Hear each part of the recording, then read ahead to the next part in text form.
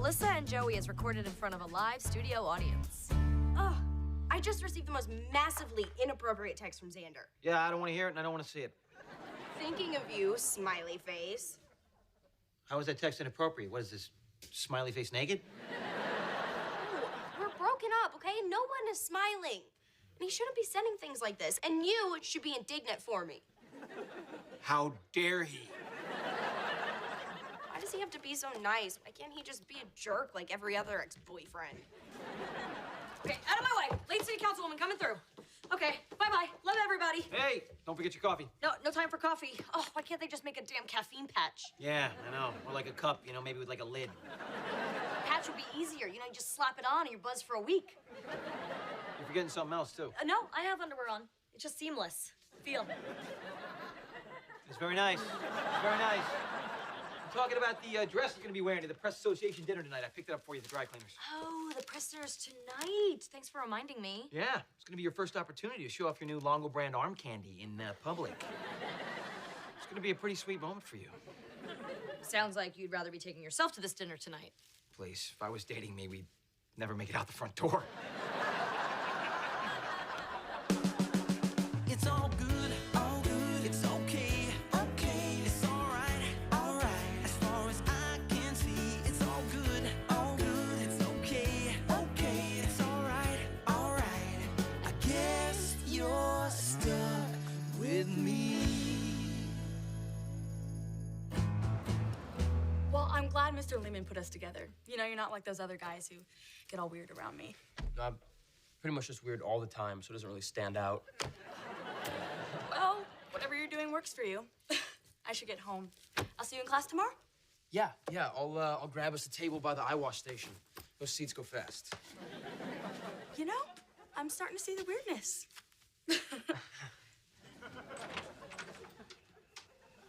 She likes you. What? No, she's my lab partner. No, she gave you the shoulder brush. She likes you. What do you mean? When she walked out the door, she gave you the shoulder brush. She was marking you, buddy. This one's mine. What, Joe, you seriously think that? I'm just not making this stuff up, pal. Girl gave me the shoulder brush once. We didn't come out of her apartment for 3 days. Was it snowing or something? Oh. So you gonna ask her out? No, that's not gonna happen. She's got a lot of stuff going on in her life. In fact, she's actually... You know what? I'm hearing a lot of excuses. Question is, if you could, would you go out with her? Sure, but, you know, I don't think it would work. If you really want to, you can make it work. But, Joe, I don't think you're hearing me.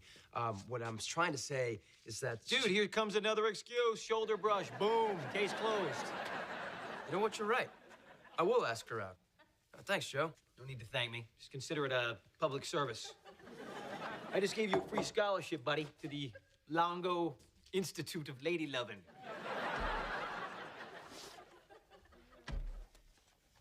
Don't tell your aunt that's what I call that college. Yeah, understood.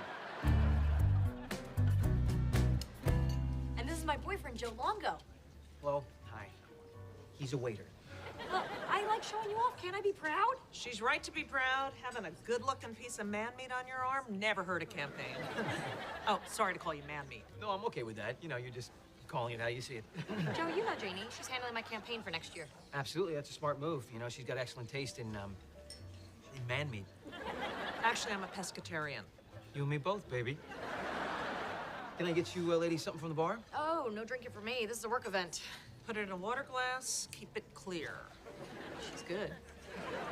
A stealth martini coming right up. Hey, Mel, heads up. That reporter from the Herald, the one with the bad breath, Okay, you're gonna have to be more specific.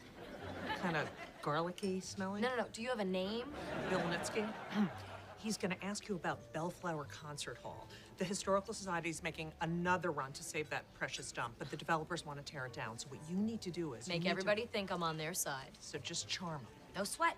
Not my first time at the butt-kissing rodeo. People ask me about Mel Burke, and I say I don't know, so I gotta ask you the big question. Oh, let me guess. Who am I wearing? I'd rather know what you're hiding.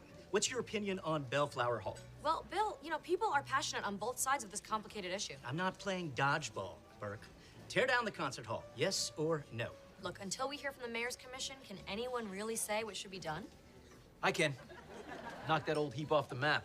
You know, give me a sledgehammer in 5 minutes, I'll do it myself. And you are? Oh, I'm Joe Longo. I'm Mel's boyfriend. No, I'm just saying anyone, you know, with half a brain can realize that rickety old heap is just begging, you know, to be put out of its misery.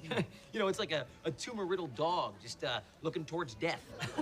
You know, I mean, sure, everybody loves Fido, but, you know, at some point, you know, you got to say, Fido, there's a Frisbee in heaven with your name on it. You know, one thing about Joe, he is sure handsome, isn't he? Thank you for inviting Joe. Mel, talking to someone like Joe makes my job a lot easier. Seems like a nice fella. Anyone else you want me to talk to? I can really talk about anything. You know, the Middle East, religion. I'm gonna go do damage control. Why couldn't you date a cute guy who doesn't say anything? I mean, they're everywhere. Damage control for what? Oh, that's a new look on you. You're almost smiling, but your eyes are very angry. Listen to the eyes, Joe. Okay, these are the 3 latest Cassandra stories for the web series. Thanks for printing them out. It's a 12-hour drive to Vermont. This will give me something to read while my dad's yelling at talk radio. Reading on the road? Don't get car sick. Oh, thanks. You still care about me. No, I just don't want you blowing chunks all over my beautiful stories. It's less sweet, but okay. Well, here we are. 2 exes. One of them going away to college for months and months. It's the big goodbye. I don't know what to say. How about goodbye? Goodbye, yeah. That's why you're the writer. You know, you're so good with words. Goodbye, Lennox. Goodbye, Xander. Goodbye, Lennox. You just said that. Right. I'd see ya. What was that all about? You know, he's just having difficulty accepting that we're not a couple anymore. But we're gonna be hundreds of miles away from each other, so this is for the best. It's time he just lets go and starts dating other guys. Guys? Girls. Of course, girls. If I said guys, I'd be talking about someone else, and I'm not. Can we just drop it? Great. I mean, you saw him. He was trying to sneak in one last kiss before he left. It's over, pal. Who are you arguing with? Trust me, if Xander and I tried to have a long-distance relationship, all we would do is fight, and who would want a relationship like that? I can't take you anywhere. Please, I was doing you a favor. Why did you open your big mouth? I just said what everybody else was thinking. Oh, you know what I'm thinking? Why did I bring you to that event? Oh, I made you look good. I'm an asset. It's pronounced ass hat. What did I do that was so wrong? All I did was tell the truth. The truth is, taking a stand on this issue right now could end my state senate campaign before it even begins. Yeah, look, I understand how important votes are in your business, all right? Even you yourself said that concert hall is about to fall down. Well, so's my mom's face, but I'm not gonna yank it off myself. It's not just ugly, all right? It's a hazard. That's my mother you're talking about. Oh, the concert hall. Or in your words, Fido, the sad old tumor dog. Joe, what you say at these events reflects on me. We're treated as a unit now. Yeah, where one half of us gets to speak and the other half doesn't. Exactly. Yeah, just like the president. You know, the first lady doesn't chime in on foreign policy. She just shakes hands and stares lovingly at her wise, powerful spouse. So, I'm Michelle Obama. People love her. Be loved, Joe. Be silent and loved. You just don't want me to be me. Only in public. You know, when no one's around, you can be you all you like. Joe it all up in here. Oh, great. All right, so when we're home from now on, I'll make sure I close all the drapes. That way none of the neighbors will have to see the real me. Oh, please, Joe. If the neighbors are peeking in the window, they're definitely looking at me.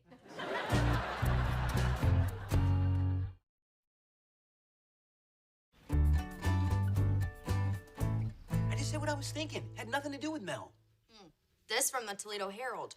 Well, if Mel Burke's boyfriend speaks for her, the city has no intention of saving Bellflower Hall. Perhaps in the future, if we want to know what the waffling councilwoman thinks, we should just talk to her fearlessly opinionated date. You gonna blame that on me? You think a Denver omelet would help smooth things over with your aunt? You sure as hell better not make her a waffle. Morning, Lennox. You. You're up early.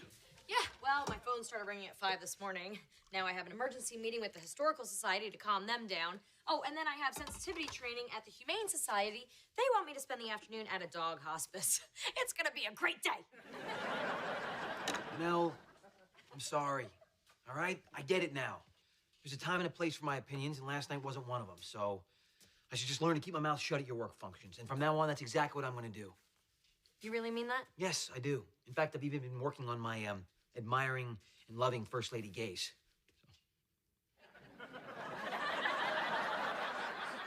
It's a lot harder than it looks. Well, I think you'd make a great First Lady. I'm sorry. You're probably weirded out by all this First Lady talk. Let me explain. No, that's totally unnecessary. You know, whatever you two need to keep it fresh.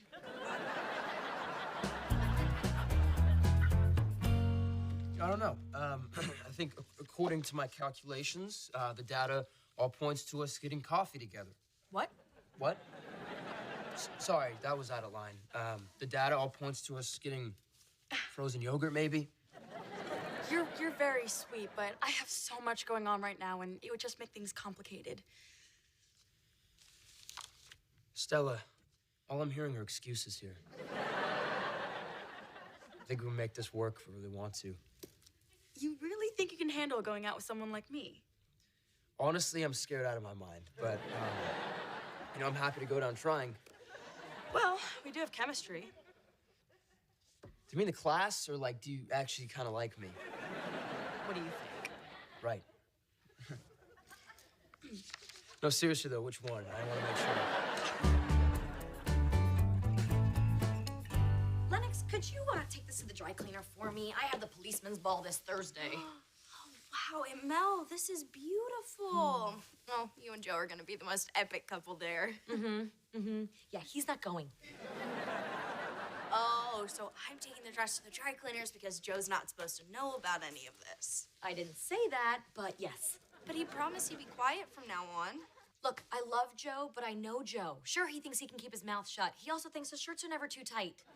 Someone will ask him about an issue, and he'll try his best to hold it in, but in the end... He'll blow like a volcano. Big time. And the verbal lava will destroy the tiny town of Meeville. So I've decided to go to the ball by myself. You know, in the best interest of my relationship. Well, and the best interest of your career. Everybody wins. Me twice. Yeah, but won't Joe kind of notice that you went to the ball without him? Well, luckily, he has plans that night doing something he absolutely loves. Oh, what's that? Yeah, I don't know yet, but I'm working on it.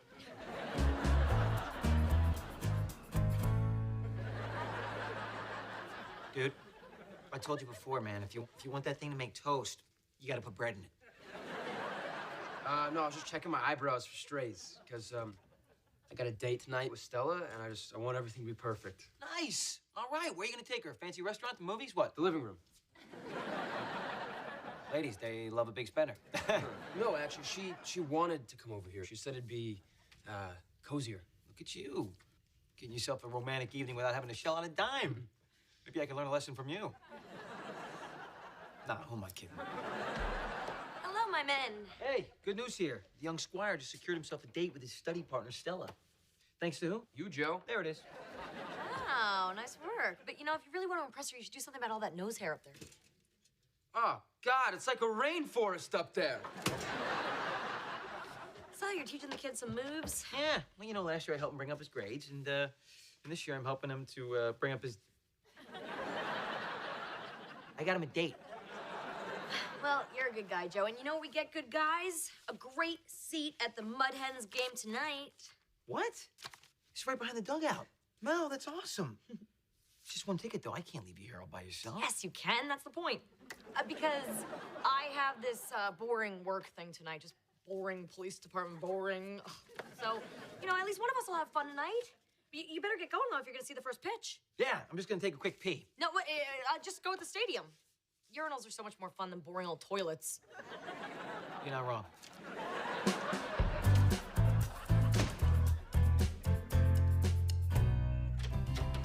Hey, what's up with you? Oh, your aunt got me this awesome seat for tonight's Mud Hens game, and I forgot my lucky #1 foam finger. I mean, I'm not saying it's responsible for all their victories, but, you know, when I bring it, they win.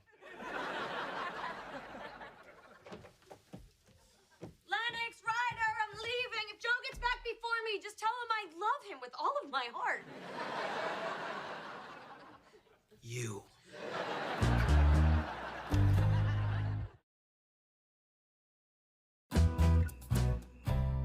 It's not what you think. Really? So I think you sent me to a baseball game tonight so you could ditch me, so you can go to your fancy party. Where'd you get a crazy idea like that? Let's see here. You were cordially invited to the 41st Annual Toledo Policeman's Ball, Mel Burke +1. So you didn't believe me when I told you I was going to keep my mouth shut. You're embarrassed to be seen with me. No, I love being seen with you, always. Well, 95% of the time, which is a super high number. Oh, so you're only embarrassed to be seen with me 5% of the time. Which is great. You know, because before you, my best boyfriends were like 20 to 30% embarrassing. That's 100% not helping. Joe, I was wrong to try to sneak out. Please come to the ball with me. No, forget it. No, I'm going to go to my pity game tonight. It's muzzle night. First 500 boyfriends get a free mouth gag. If you change real quick, we can go together. The policeman ball is always a hoot. You know, drunk cops, handcuffs, anything can happen.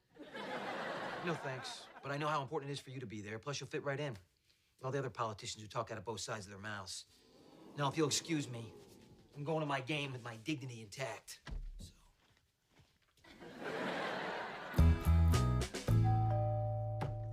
It's for me. It's for me. It's for you. Oh, Sander, please, look, you can't get to art school through my house. I'm actually on my way. Okay, my dad was driving me out of town, but I told him he had to stop. I've got to confess. I've been milking this long goodbye just to see you. I'm gonna miss you. This is it. I'm really going now, so goodbye, Lennox. Okay, fine.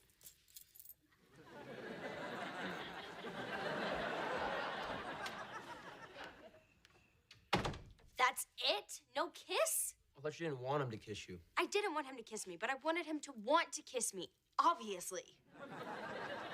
So, are you extra girl weird or just average girl weird?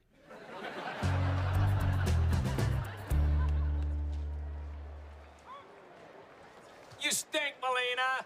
Why don't you take a cab to first base? You might actually get there. I've seen faster legs on an armchair, Molina. Good one. Thanks, man. You like that one? Yeah. I got this great heckling app on my phone. I just plug it in. It keeps them coming. It's really cool. Pardon me. Excuse me. Sorry. Excuse me. High heels. Well, don't touch the merchandise. Excuse me. Could you guys maybe move down? Thank you. Hey, is this seat taken? What are you doing here? Why aren't you at your fancy party? Well, that reporter from the Herald asked me, how come you're not with your loudmouth, opinionated boyfriend tonight? And I thought, yeah, how come I'm not with my loudmouth, opinionated boyfriend tonight? So, here I am. That was very close to sweet. I try, and I'll be trying harder. When you give me your word that you keep your mouth shut, I should trust you. Yeah, you really should trust me on that. You know, at least 95% of the time. That's a super high number. It really is. Well, I appreciate you coming to the game and ditching the policeman's ball. You know what hurt the most? Leaving before they gave out the swag. Policemen have the best stuff. Last year they gave out breathalyzer keychains. Use it every day. Oh, go! Ah! Wow, what a catch! Yeah, by the Cyclones. Well, yeah, but did you see how high that guy jumped? Way to go, Cyclones! Hey. Yeah! Mel, might want to take it down a notch, okay? Yeah, this is Mud Hen's territory, lady. Yeah, but I think even Mud Hens fans can appreciate a good play, am I right? All right. Hey, calm down, all right? Look, she's new here, all right? Clearly she's not as big a fan as we are. She doesn't really know how these games work. Doesn't know when to talk and when to shut up, but I promise you, if we give her a second chance, she'll do the right thing. So, come on. Can we not show our guest here a little Mud Hen hospitality? Can we? Huh? Apparently we can. Could have been worse. Could have been a beer. Don't get any ideas. Whoa, what do we got here? Look at that. You know what that is? That's a teen romance in full blossom right there. It's another Longo Institute success story. The Longo what? Nothing. So should we give the kids their privacy? No way. It's my house. Are you sure? What the hell? That's a freaking baby. I can see it's a baby. Get in there. Oh, hey. Guys. Sorry to interrupt. Hey, Ryder, what's going on? Hey, guys, what's up? We're just watching a movie. Oh, I get it. Look at this industrious young lady babysitting while on a date. Oh, yeah. I am a full-time babysitter. This is Stella's daughter, Isabel. Did you hear that? It's her daughter, Isabel. Yes, I heard it's a daughter Isabel. Ryder, I thought you said that She had a lot going on. Yeah, Joe, you were totally right. We can absolutely make this work if we want to. Now, if you don't mind, I'm, kind of trying to have a date here. Oh, Oh, it's okay, Ryder. Isabel has to have her dinner first. oh. Oh my gosh, she's gonna start to breastfeed. It's okay, Joe. It's completely natural. Well, maybe it is time to go. Me first.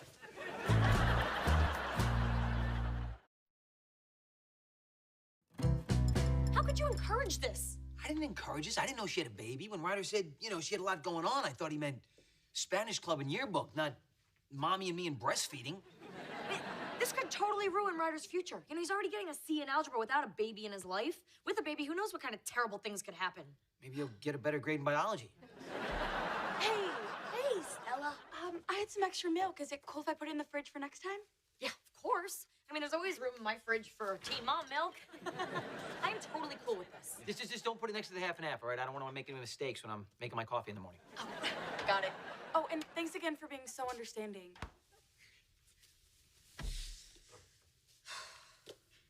She seems pretty sweet. Maybe this will be okay. Okay? Really? Ryder didn't know how to tie his shoes till he was 15. How's he gonna handle a relationship with a girl who has a kid? Holy crap. Ryder has a baby before I do. Not that it's a competition.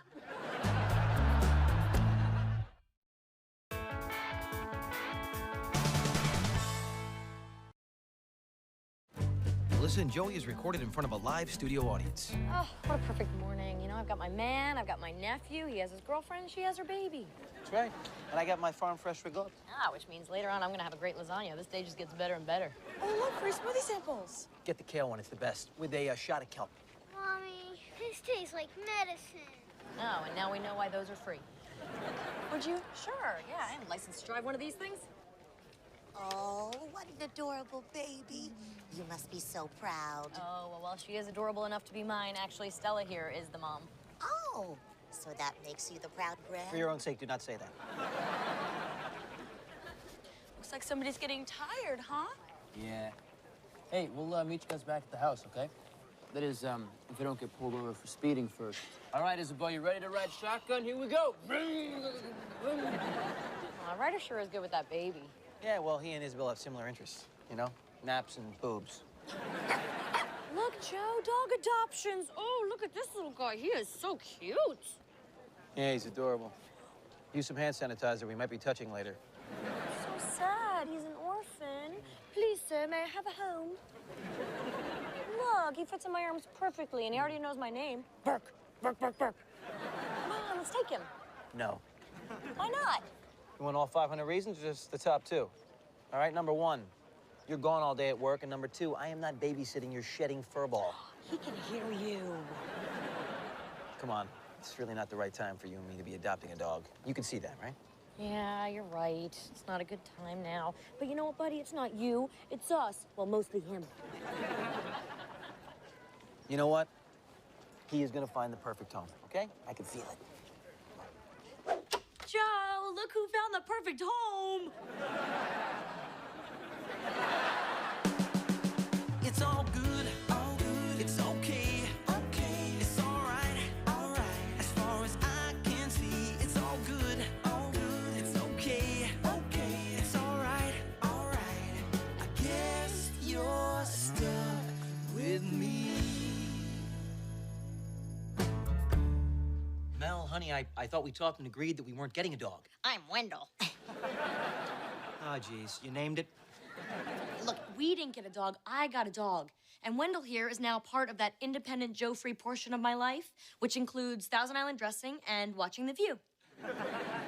But Mel, after careful consideration and logic, we decided it wasn't the best time. That was your decision. My decision was based on how cute he is. Oh, yeah. Oh, watch this. Hey. Wendell, kill the pig. Kill the pig. Got it. Wow, so at least we know that we're gonna be safe if we ever happen to be attacked by toy pigs. Let me ask you, Mel, how do you plan to care for this completely untrained animal when you're down at City Hall all day doing whatever the hell it is you do down there?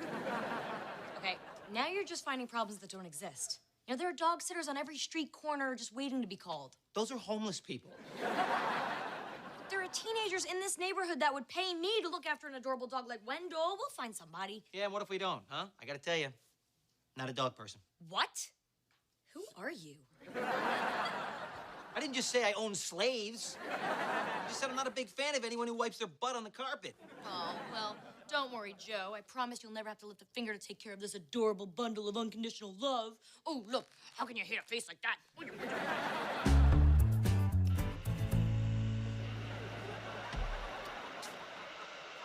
Dude, what are you doing to the baby? I've got the heat setting on low.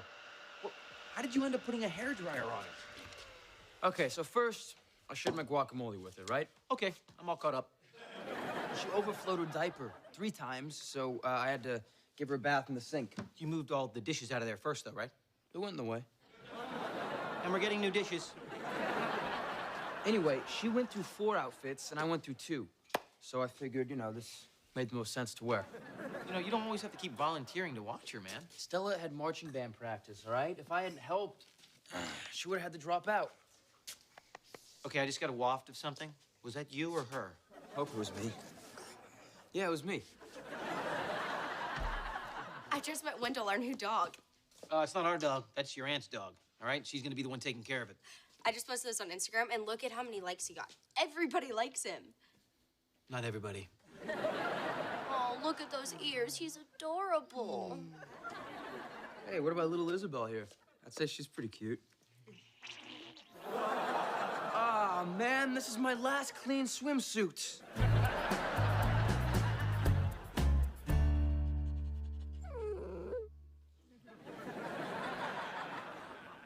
Stop looking at me. I'm not your owner.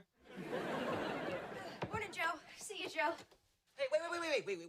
Where's that dog sitter that your aunt hired? Oh, right. Natalie just called. Her mom caught her in the shower with her boyfriend. And when I say her boyfriend, I mean her mom's boyfriend. So anyway, she got grounded and isn't coming. Who's gonna be taking care of your aunt's dog then? Can you do something to help out? I already tweeted like 100 pictures of him doing really cute stuff. Oh, you did? That's not helping. No, it is. Okay, I tweeted, boy, did I have a rough day. That's cute, huh? I have a class. Good luck. Next. Well, you think you can win me over? Huh? Really? You're a rat with a collar. Hey, Joe. Mel, listen. Look, we're in the middle of a meeting. We're about to vote on a very important issue. I vote the falafel place. No, we did Indian last week. Hey, Mel, I hate to be one of those boyfriends who says, I saw this coming, but day one, doggy daycare is off the rails. But I booked Natalie. Yeah, Natalie's stuck in the shower. She ain't coming. All right, so what do you plan to do here for your dog today? Ooh, can you put Wendell on? I want to tell him I love him. No, he's busy right now. What's he doing? Something I can't. When are you getting home? Joe, I'm really stuck. I'm begging you. Watch Wendell for one day. No, I can't. Thanks. Ooh, you're the best boyfriend ever. Mel. Well, I'm glad you like entertaining yourself, pal. Because you're on your own for the rest of today.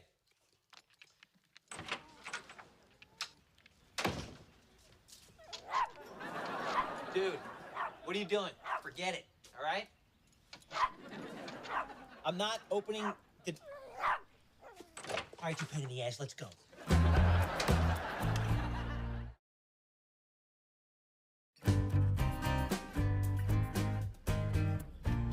Sorry, I'm a few minutes late. Yeah. 23 minutes, actually, Frank, but, who's counting? Anyway, we'll do what we can with the time we have left, all right? We're gonna start with biceps, 3 sets of hammer curls. Hey, you got a dog. Does he have a name? I can tell you what I call him. And if he knows what's good for him, he's gonna stay out of my way today. Yeah. All right, we're in. Hammers.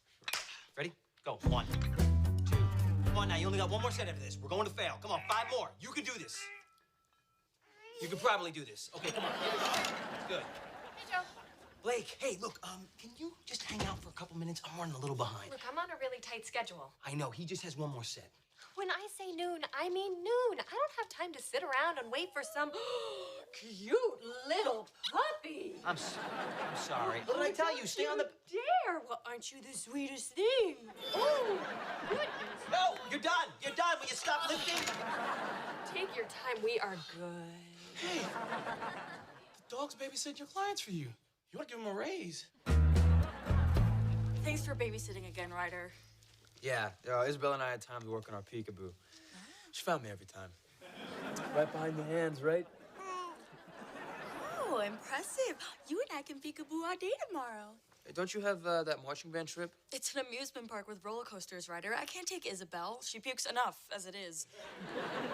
Well, if you want, I can watch her. No, I couldn't let you do that 3 days in a row. Besides, you and I have a date tomorrow night.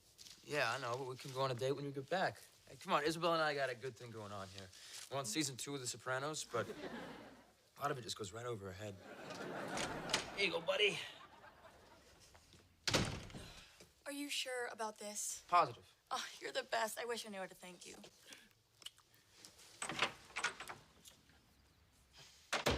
Bet you could think of a few ways she could thank you. What's that supposed to mean? Oh, I have no ulterior motives for babysitting, Joe. Ryder, stop it. Come on, it's just us guys. You could be honest. Well, I wouldn't say no if Stella decided to reward me in some meaningful way. I really want a reward. Welcome to the rest of your life, buddy.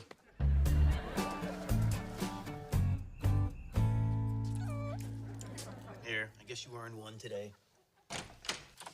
Hey, adorable. Hey, Mel. Hi, Joe. Look, I got you a present. You got me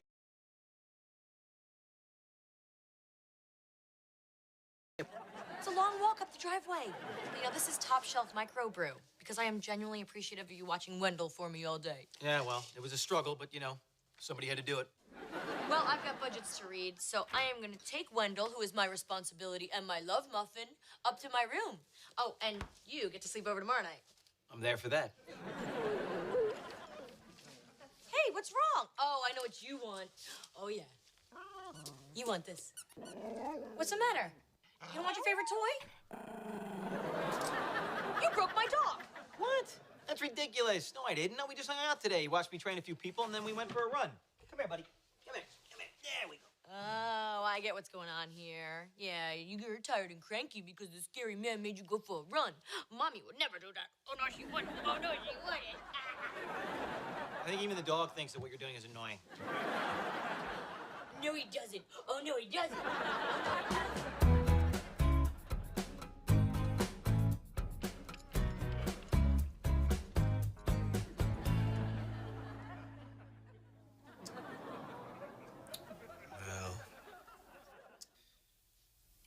Listen, sweetie, I don't want to hurt your feelings, but next time you come in here, can you maybe use a little mouthwash?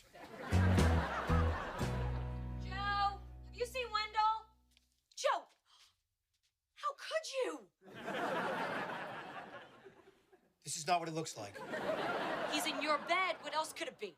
I didn't even know he was in here. Yeah, you deliberately stole my dog's affections, and after I was kind enough to let you play with him all day. I'm sorry, you let me play with him? Yes. Yeah, but I had no idea you'd take advantage of an innocent animal. What do you think happened in here? I bet the whole time you were on the phone complaining about how busy you were really rubbing Wendell's tummy. That's my tummy. You know what, Mel? There were several reasons why I didn't want to get this dog, and this is one of them. He's coming between us. No, apparently I'm the one coming between this BFF sleepover. You know what? Fine. Stay here with your little friend, all right? But just so you know, he told me he hates your entire species. Huh?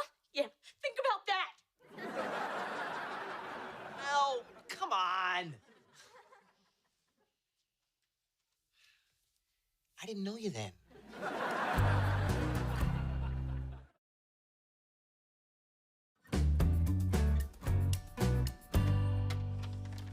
Hey, there she is. Oh, look how beautiful you look. Come here, let me take those bags from you. Take a load off. Your feet must be killing you after a long, arduous day of shopping in the mall, honey. Let me pour you a nice glass of wine here. Okay, what is going on here? Holy crap, my mother's here. No, if that were the case, I'd be pouring something a lot stronger than wine. Okay, so what's up? Why are you so happy to see me? Well, yes, I am happy to see you, but you know who else is happy to see you? Wendell! Come here, buddy! Come here, look who's here! Mommy's home! Hey! You do love me. Oh, he really does love me. Of course he loves you. What's not to love, huh? Yeah, he knows who he belongs to. Hey, Wendell, come here, buddy. You're going too far. Dog treats? So you trying to bribe my dog to love me with bacon? Hey, Joe, there's some guy outside. He says he's here for a training session. Okay, thanks. Yeah. All right, well, I'm gonna leave you two alone for some quality mommy Wendell bonding. And, you know, you guys just be able to, you know, learn about each other's interests Are you and what? putting bacon in my pocket? What? No. Look, you know, you can't just line my pockets with pork to get the dog to love me. Would've worked, I'm telling you. All right, I gotta go. I have a client. Yeah, you're not fooling anybody. Go run and be with your boyfriend. You know, I take a poor orphan dog into my home and this is the thanks I get? I should take him to the pound. You can't do that to Wendell. I meant Joe. But didn't Joe do a nice thing by trying to trick the dog into loving you? Well, he shouldn't have to trick Wendell into loving me. He's my dog. I'm the one that wanted something small and helpless that I could hold in my arms like a little baby. No. Small dog. Where'd you get baby? Pfft, not ready for that. Oh my God, you so want a baby. What? No. Maybe. Okay, well then maybe you should give Joe a clue about why you really got a dog. Are you kidding? The last thing a guy in a new relationship wants to hear is the phrase, I want, followed by the word baby. So you're not even gonna try to be honest with Joe? Oh, honey. Okay, so what, you're just gonna bury your feelings and dress Wendell up in little outfits? Oh, you gotta see this adorable hoodie I got him. Oh, look, it's so cute.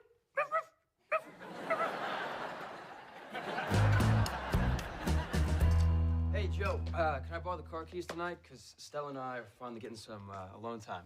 Well, if that's the case, and I think it's time you and I have a little man-to-man chat. Look, fun is great and everything, but tonight, you make sure you treat her with the kindness and respect that she deserves. Joe, no, I don't think you understand. I totally respect women. Stella will be totally fine. I was talking about my car. Just got her detailed. All right. Hey, you respect Stella, too. Hey, see ya, Mel. I'm off for my date. Oh, be safe and no TND. Texting and driving, TND. Right, yeah, no one calls it that. The cool kids do. Hey, Joe, about Wendell. Look, I was wrong to ignore your feelings and adopt him. And Lennox and I were talking earlier about him, and I realized there's something I need to tell you. What? Well, it's just that I want to, well, not now, but someday, have the dog microchipped. Okay. What do you say, Wendell? Oh, look, he came to me. And there's no bacon anywhere, is there? No, he is loving you all on his own. I gotta tell you something, too, Mel. You know, I probably should have been a little more open-minded to your not-so-terrible idea of us getting a dog. Because, you know, he's a good dog. And, can't believe I'm gonna say this, but, I like our dog. Oh, and I like the sound of that, our dog. Wendell's not our dog. Wait, what? You know how I posted those pictures of him under #cutestdog in Toledo? Well, he's got 9,000 followers, but one of them turns out to be his actual owner. He's lying. No, look, he sent pictures as proof. But that dog looks nothing like Wendell. Put Wendell in a Bitches Be Crazy shirt, and it's him. Wendell is so much cuter than that dog. Yeah, and this dog's name is Paxton. Who names their dog Paxton? Here, Paxton. Oh, come on now. It doesn't mean anything. I mean, you call a dog like that, he's gonna respond. You know, just like if you said, here, Biscuit, or, you know, here, Princess. See? Same reaction is, here, Paxton. He's not our dog, Mel.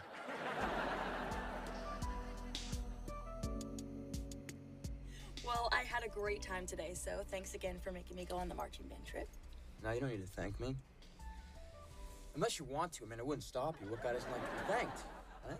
Oh my God, the bus ride home was crazy. It turned into one big wild party. Sounds like a good time. Ugh, no, I ended up just moving to the front and working on my English paper. You know, when you're responsible like that, it really brings out your eyes.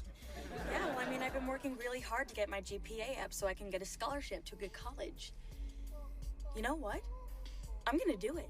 Hey, I respect that so much. Yeah, I mean, when I really want something, I just go for it. Me too. And I know I made a really big mistake last year. The whole world knows it, but I'm not getting anywhere near making that sort of mistake again. Huh. I mean, now is just not the time in my life for any more sex. You know, that's not a decision you need to make right now, Stella. But with Isabel's father, it was just sex, sex, sex, all the time. It never stopped. Sounds like hell. Well, but you helped me realize that there's more to that in a relationship. You know, there's compatibility and kindness, just hanging out and getting to know each other. You know what I mean? Yeah, I do. I really do. I've been sitting here with you, looking up at the stars. It's pretty great. Can I ask you one thing? Yeah. Can you put your arm around me again? Yeah, I can do that.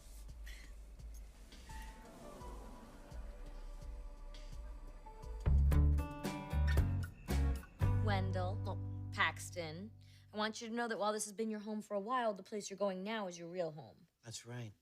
Where they were irresponsible and didn't keep track of you. Ciao. What? He deserves to know the truth. Huh?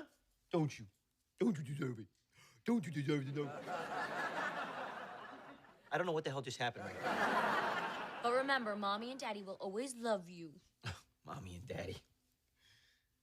Well, yeah, I mean, I guess that's what you are when you have a dog, right? Yeah, well, I never really thought about it before, ever. But, I guess so.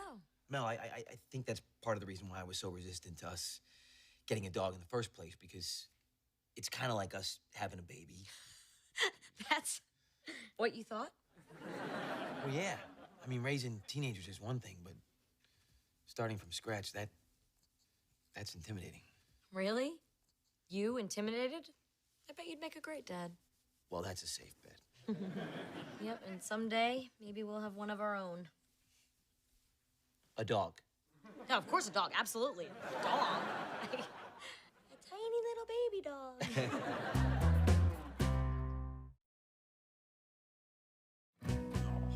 I don't get it. Why does he like you more? Dogs are pack animals, you know, and they just naturally gravitate toward the alpha. You can't take it personally. Oh, you're the alpha in my house? I'm the alpha wherever I go, baby. Dogs just respond to strength, you know? I mean, why else would he like me so much?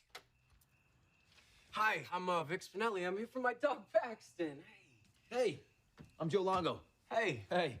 Wait, Longo Fit? I saw you out at the health food store. Oh, yeah? Yeah, I run Vic's CrossFit. I heard good things. Listen, thanks for taking care of my dog.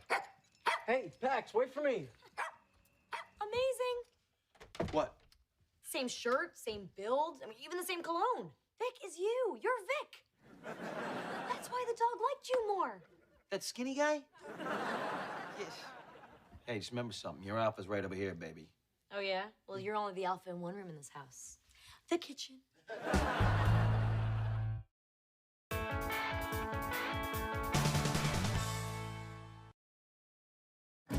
Melissa and Joey is recorded in front of a live studio audience. Charlotte, I really appreciate your honesty. You're a good friend. Honest. Okay, we'll talk later. Bye. Well, I'm never seeing that bitch again. You just said you appreciated her honesty. Obviously, I was lying. How I feel and what I say isn't always related. That's good to know. I just called to confirm our dinner for this weekend, and she said, get this, that she's not sure they're gonna be hungry that night. Okay, if she's gonna blow us off, she better put a little more effort into it than that. No kidding. Well, finally, she told me the truth. They don't want to hang out with us anymore because we argue too much. We do not argue too much. Yes, we do. No, we don't. What we do is we disagree with volume and hand gestures. Well, Charlotte said that nobody can relax around us because of all the loud disagreeing. Nobody can relax around us. That's ridiculous. I am insanely relaxing. I'm like Xanax in human form. Well, you are a pill. But look, I think it's time to face the fact we have a problem. We do not have a problem, honey. The only problem is that you think we have a problem. So you admit we have a problem. Wow, you guys started early today. Started what? Arguing. I could hear you over Ryder's bathroom noises. See? Okay, fine. So we argue occasionally. That doesn't mean we have a problem. Lennox, you can handle this for us. You think your aunt and I argue too much? Yes. She's obviously totally right. wrong. It's all good, it's okay, it's all right, as far as I can see, it's all good, it's okay, it's all right, I guess you're stuck with me.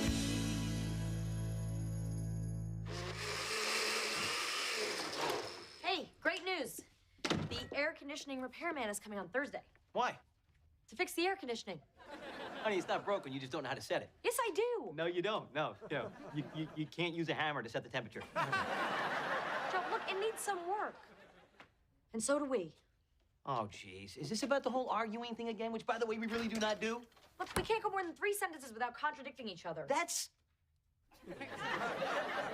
But... That's a new dress, isn't it? No. Look, all of my girlfriends that are in healthy relationships go to couples counseling. I think we should give it a try. Oh, my God. You want us to go to therapy? Like, you know, where I gotta cry and stuff? Everyone can benefit from counseling. You don't only go to the dentist when you have a cavity, you go for prevention. My dentist is a sadist. Okay, bad example. Couples therapy is something you should do for better health. You know, like getting a colonoscopy. You really know how to sell this, don't you? So you don't think we should bother improving our relationship? I didn't say that. I just don't think couples therapy is a worthwhile investment for us, okay? Look, honey, you don't bring in a third party to help a couple out with their problems. 3 does not equal 2. I mean, it's just math. You know, math is never wrong. You know what I think? I think you're resistant to therapy because you are not open to new ideas. That's not true. I'm just closed to bad ideas. Okay, fine. I'm sure you have lots of interesting ideas about how to improve our relationship, and I would love to hear them. You know what? I would love to share them with you. Great, go ahead. Okay, first off... Okay, as I was saying, I don't... What I was trying to say was I don't... You're gonna keep doing that till I agree to go to therapy, aren't you? Oh, is this frustrating you? A little bit, yep. Well, maybe you could talk about that frustration in our first session. Fine, I'll go. Yay! But not because you're right, okay? It's because I'm just trying to...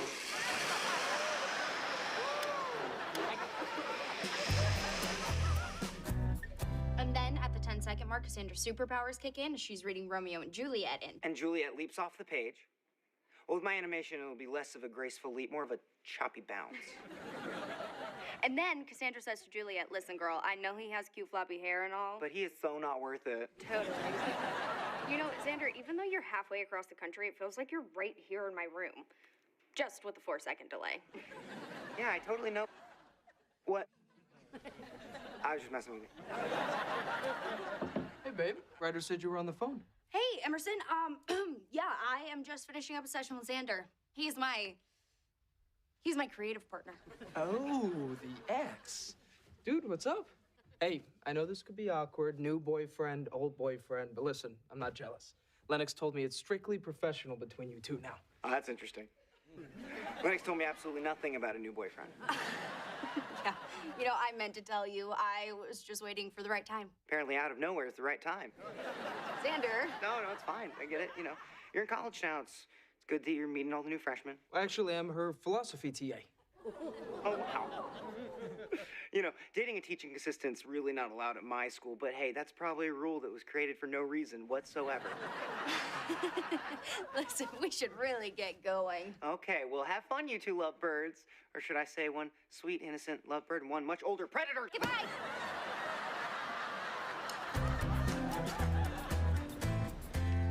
Okay, this is not a judgment about the therapist, but I just want to point out that all the magazines here suck. Joe, you promised you'd have an open mind. Right. And when we go in there, you'll participate, right? Yep. And you'll use more than one syllable? Done. Look, Dr. Catherine Miller is the best therapist in the city, okay? She even saved my friend Rebecca and Phil's marriage, and that was after Phil became Felicity. I'm just gonna throw this out there. That's not gonna be our issue, okay? Thanks for pointing that out, though. And you can stop with the sales pitch, Mel. I'm here. Don't I get a sticker or something for just showing up? Yeah, Joe, that's why we're here. For the stickers. Oh, you must be... Joe? Katie? Actually, I go by Catherine here. Oh, you guys know each other? It's a funny story, actually, honey. We Dated. Briefly. Years ago. She beat me to it. If this is a problem, I'm happy to waive my 24-hour cancellation fee. No, don't. You're the best therapist in the city, and it was tough to get certain people down here. Well, if neither of you have an issue, I'm comfortable putting the past aside. I mean, what happened between Joe and me was so long ago. Years ago, actually. It's insignificant now. Yeah, it was a blip. It was a blip, really. Not even a blip, actually. More like a, you know, blip. And we're good. You know, this is not a big deal. I can't tell you the amount of times we run into someone I've hooked up with. I mean, it happens all the time. Like, all the time. Okay, Mel, thank you. Let's save something for the session, shall we? So we were in the parking structure, and I suggested going up a level, but Joe refused. And I park in that structure every day. I mean, every day. You know, I'm noticing a pattern here. What I'm hearing is that Joe is by nature very strong-willed and not open to new ideas. What do you think about that, Joe? You really hit the nail on the head, Katie. I mean, you are an amazingly perceptive person. So you agree this is something you need to work on? Absolutely, 100%. And you know, thank you. Thank you so much for pointing that out to me. I mean, I don't know why no one else has ever said that to me before. Are you kidding me? I said that. I said that yesterday. I think I would have remembered if she had said something that insightful. Clearly not. Perhaps you're both right. Sometimes it's difficult for couples to really hear each other. Wow, that is another great point, Katie. I'm sorry, Dr. Miller. You know, this has been such an eye-opening experience for me. I mean, I guess sometimes it really does take a third person, you know, to come in and help two people out with their problems. I mean, you know, 3 is greater than 2. It's really just math, right? Yeah. You know, Mel, one-syllable responses are not always the most helpful. She's good.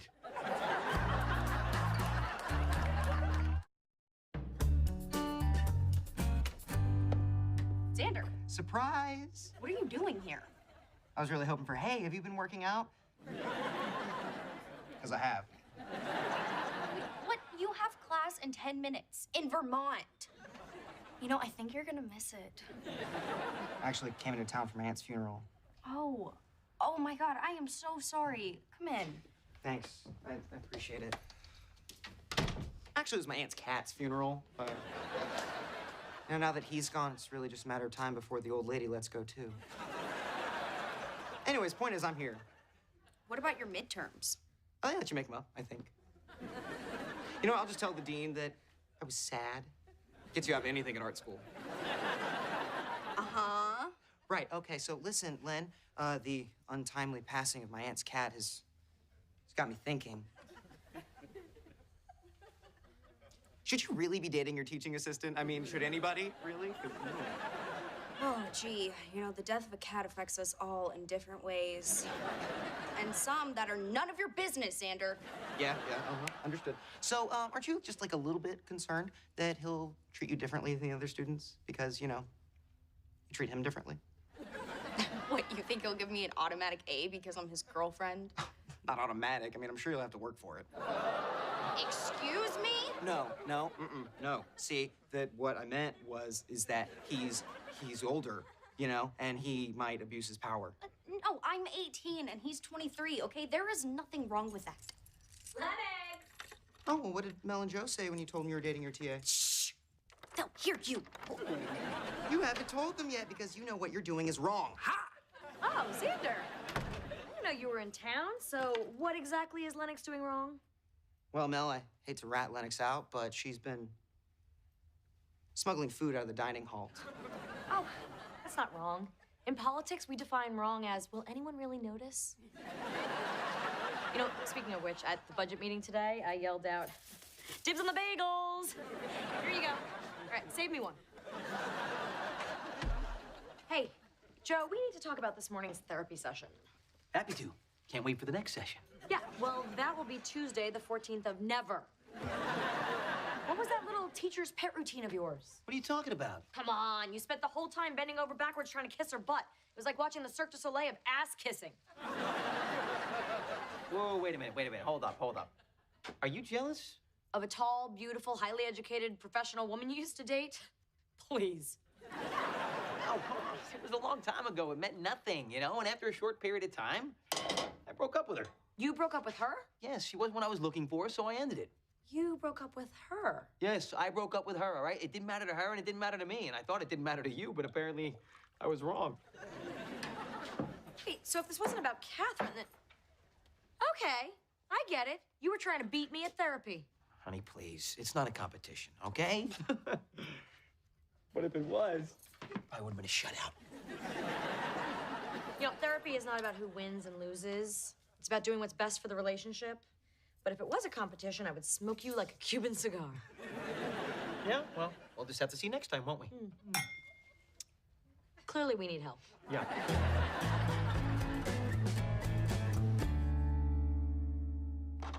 Oh, hi, Mel. Have you been here long? Oh, don't worry, I didn't hear anything you said to your last patient. Just the, wah, wah, nobody loves me part. Actually, I was in there by myself. Kidding. You know, Mel, I am impressed that you're continuing to see me, even though you know I dated Joe. A lot of people wouldn't be able to handle that. It shows a lot of maturity. Oh, well, I'm impressed that you're okay hearing about me and Joe after he, dumped you. I have to say, I am not on the best of terms with a lot of the guys that gave me the old heave-ho. That's what Joe told you, is it? What do you mean? Oh, nothing. Your face didn't really look like, oh, nothing. Well, not to dredge up the past, but I was definitely the one who broke it off, not Joe. Oh, okay. Well, I guess, Joe probably shaded the truth out of pride. The therapeutic term for that is lying. Okay, but it's not that big a deal, right? Because Joe promised he's gonna work on himself. Yes, but what if he's lying? Since apparently he has no problem lying.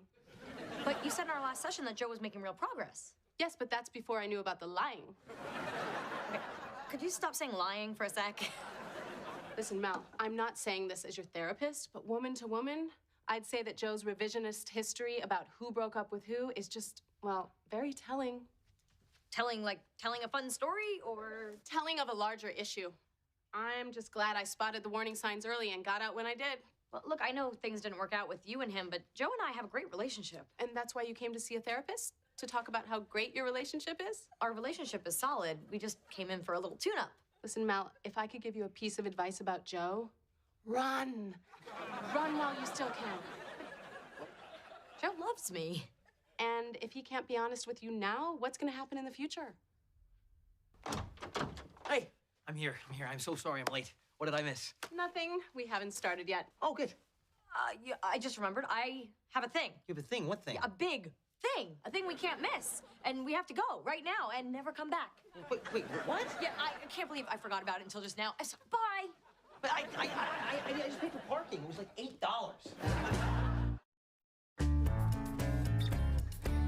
Oh, my goodness. Check out this drivel your fellow student wrote on the Hegelian dialectic. Mr. Hegel's cool ideas never truly go out of style. You know what, babe?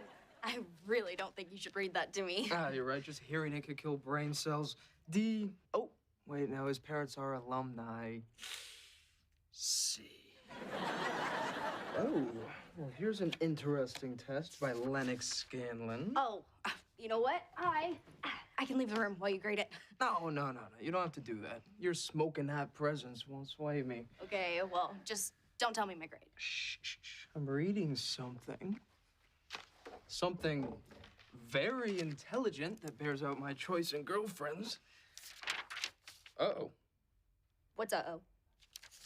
You didn't answer the question on the back of the page. There's a question on the back? Lennox, relax. I know you know the supposed contradictions between being and not being. We talked about this, right? Yeah, but... Check. A.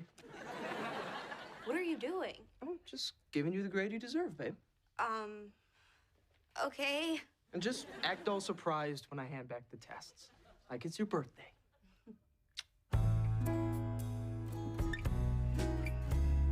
So then, what do you want to do, Miss Burke? Well, I thought I knew until this afternoon. Oh, you mean about the air conditioning? I don't know. What do you think, Wayne? I say dump it. You know, I've always told you the truth. You're better off replacing it with a new system that doesn't have so many issues. I like this one. I mean, even though it can be loud and annoying and sometimes I want to smack it. Huh?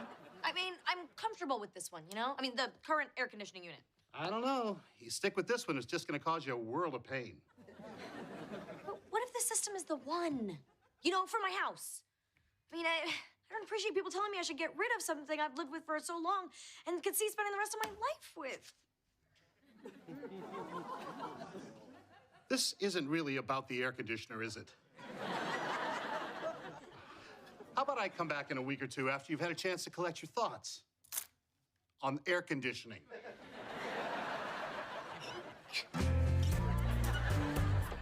Yeah. Hi, I have something for you. Oh, is it unsolicited advice on how to lead my life? Because I'm all stocked up. No, it's just some new artwork for our web series. Shouldn't you be getting back to school? Yeah. No, I've got my meeting with the dean tomorrow, so I'm working on my look of despair. How's this? Stick out your lower lip a little bit. Yeah, there you go. Come in. But hey, while I'm here, I just want to say I'm really sorry about yesterday. When I implied that you're getting special treatment by dating your TA, I was way off base, because you're like the most principled person I know. Don't say that, please. No, it's true. And, I just say that because I really care about you. As a friend, not as a girlfriend, because, that's where we're at right now, because you're with someone else, right? Yes, I am. Should be getting back to Vermont. Right. Yeah. So bye.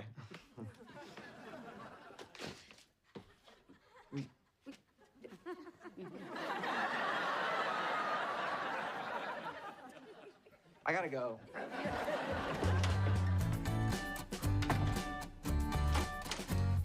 Hey, Mel. I got a guy in the garage waiting for a training session, but I saw your car in the driveway, so I just wanted to come say hi. Oh, hello.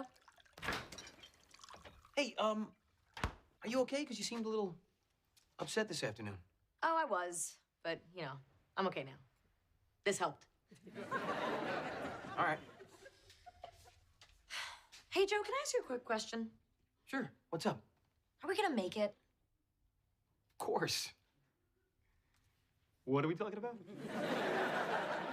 Be honest. Do you think we have a future together, as a couple? Where's this coming from, Mel? Well, when I talked to Catherine today, she told me something very interesting. She said that she broke up with you. Is that true? You know what? Now that I think about it, that is what happened. So then why did you tell me you dumped her? Man, it's hot in here. The AC guy ever come over today or what? Don't change subject. Look, Mel, there's a perfectly good explanation for all this, okay? And once you hear it, it will answer all of your questions. I lied. How could you do that? Do you want a relationship built on lies? Wait a minute now. It's not lies. It was a lie, all right? And you wouldn't even known about it if I hadn't told you. You didn't tell me. Point taken. Why would you lie to me? It's not what you think, all right? I lied to, To what, Joe? I lied because I didn't want you to think you were dating somebody's cast off. That's why you did it? Yes, okay? Because you deserve the best, and I'm not always that. And, I guess I thought that if you knew that she dumped me, you'd think less of me. And, I kind of... I want to be seen as perfect in your eyes. Oh, Joe. I'll never see you that way.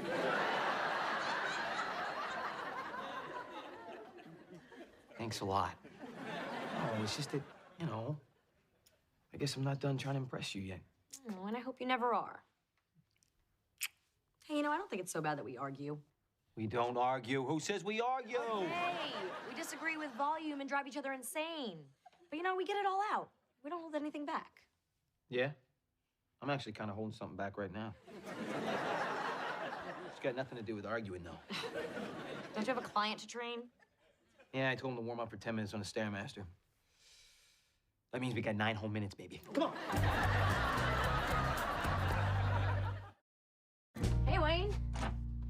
I'm sorry to bother you, Miss Burke. Yeah, Wayne, I thought we weren't going to talk for a couple of weeks. This couldn't wait.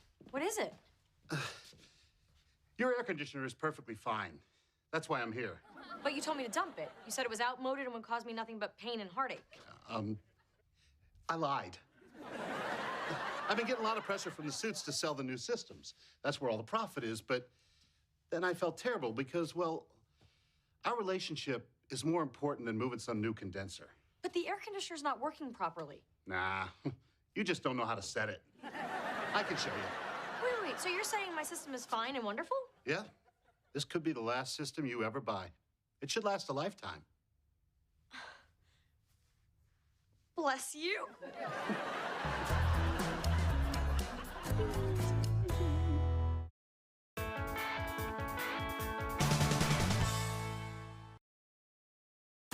Melissa and Joey is recorded in front of a live studio audience. Spots! Freckles. Dots! Measles. Acne! Swiss cheese! Swiss cheese with acne! Well, Mel, honey, have you lost complete control of that arm or what? Time's up. What the hell was that? 1,000 points of light! 1,000 points? Nate, would you ever have guessed that? I wouldn't guess it now. Come on, Jillian. Well, I feel close enough to you now that I can say this. That was the worst clue ever. Yeah, you didn't see her charade for 50 Shades of Grey. You got it, didn't you? Yeah, but it scarred me. It's getting late. We should head home. Buster needs to get walked, and if we're late, he expresses his disapproval in urine. How about that? Mel's the same way. We'll get you leftovers, guys. Hey, did you think it went well? I think for our first couple's date, it was like off the charts good. I think they like us. Yeah, let's ask them if they want to go out with us again. Are you kidding? The worst thing you could do on a first date is seem desperate. Oh, but I really want them to be our friends. Mel, we've gone out with other couples before. Yeah, but we've never made it to a second date. Look, this thing you and I have is fun, but it's gonna wear off. We're gonna need other people. To talk to, right? Yes, to talk to.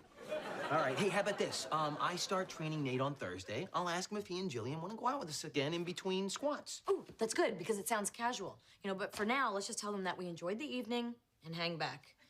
Trust me, I know how couples work. They love the chase. Whatever you say. A phrase I'm becoming very familiar with. Here's your leftovers. Thanks, guys. We had a great time. Yeah. We were thinking the four of us should get together next week for dinner. Yes, great, done.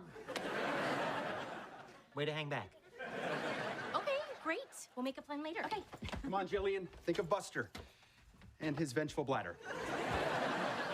Bye, guys. They asked us out, because we're awesome. And you know what clinched it? My story about shopping for melons without a bra. Never gets old, honey. Nope. You know what this puts me in the mood for? Sexy time? Sexy time. What are you doing? Well, just because it's sexy time doesn't mean it also has to be messy time. Well, then I'm gonna get started without you. Win-win. It's all good, it's okay, it's all right, as far as I can see, it's all good, it's okay, it's all right, I guess you're stuck with me. Good. Now, I want you to visualize this extension, okay? Because the body follows the mind. That's too much thinking for me. Just give me 10 more reps there. You know, Nate, Mel and I are really looking forward to dinner next week with you guys. You know what restaurant I think we should go to? Wait a minute. I'm sorry. I have a girlfriend now. I can't pick restaurants anymore. I could still choose the day, though. How does Friday night work for you guys? Oh, Friday's bad. Oh, all right. What about Saturday? Yeah, Saturday's no good. Oh, I see. I get it. All right, you and Jillian talked and decided that one of us was, blech. Mel grows on you. No. I love Mel. I don't think I love my wife anymore. You know what I'm saying? No. I mean, I love Jillian. I'm just not in love with her. The fire's gone. You're married. It's supposed to be gone. But out in the world, there's so much possibility. Like, there's this one barista near our house, Alana. Oh, my God. We kind of have this flirting thing going on. After I tell her what coffee I'd like, she always says, anything else? Next thing you know, she'll be saying things like, here's your change. I'm telling you, man, she wants me. I don't get it. You and Jillian seemed so good the other night. Yeah, seemed. But it's over. When the moment's right, I'm gonna let her down gently. Oh, well, that's nice. Yeah, you're gonna dump your wife gently. I'm sorry, man. I had to get it off my chest. Please, don't say anything about this to anybody. I won't. I can keep a secret. I'm like a vault, you know? I'm smooth, I'm sleek, I'm made of steel. In that case, let me tell you about this new paralegal at work. Yeah, vault's full. Oh, God, Xander, what are you doing here, man? I thought you were supposed to be in Vermont. I am supposed to be in Vermont, but I'm not. Can we talk inside? Look, if you're here for another one of your surprise checkups on Lennox, she's not home. This has nothing to do with Lennox. Could you open the door, please? I'm in deep trouble. I need a place to hide out. What? Did you kill a guy? 'Cause that'd be cool. What? No, I'm an art student. We can only kill pre-existing modes of expression. And I'm not really an art student anymore. I made so many trips back to Toledo, I kind of flunked out. Maybe you shouldn't have kept checking up on Lennox and her new boyfriend. Oh, thanks for pointing that out. Look, please don't tell anybody I'm here, especially Lennox. I don't want her to think I'm spying on her, because I'm totally over her. Believe me. Then why are you in her house? Because I can't face my dad. He's prone to yelling when I waste thousands of his dollars. Look, I just need a couple days to figure things out. You gotta help me. What, you want me to hide you in my room? What? No, hide me in your bedroom. No, that would be ridiculous. You have a basement, though, right? Oh, Joe, there you are. I was thinking about our Friday night dinner. I think we should take Nate and Jillian to Vitello's. Yeah, or maybe not. Are you kidding? Jillian loves Italian, and she said Nate is always up for trying something new. So I hear. I have this little fantasy where someday we'll travel with Nate and Jillian to Italy. We can boat around Lake Como, ride the gondolas in Venice, see the frozen lava people in Pompeii. Too soon? Honey, I don't really like to plan that far in the future. I sort of just like to live in the moment. You see that? That was a beautiful moment right there. Ooh. There was another one. Why are you suddenly so negative about our friendship with Nate and Jillian? I'm not being negative. It's just the future. It's in the future. You never know what's going to happen in the future. Ask those frozen lava people. Okay, you know something.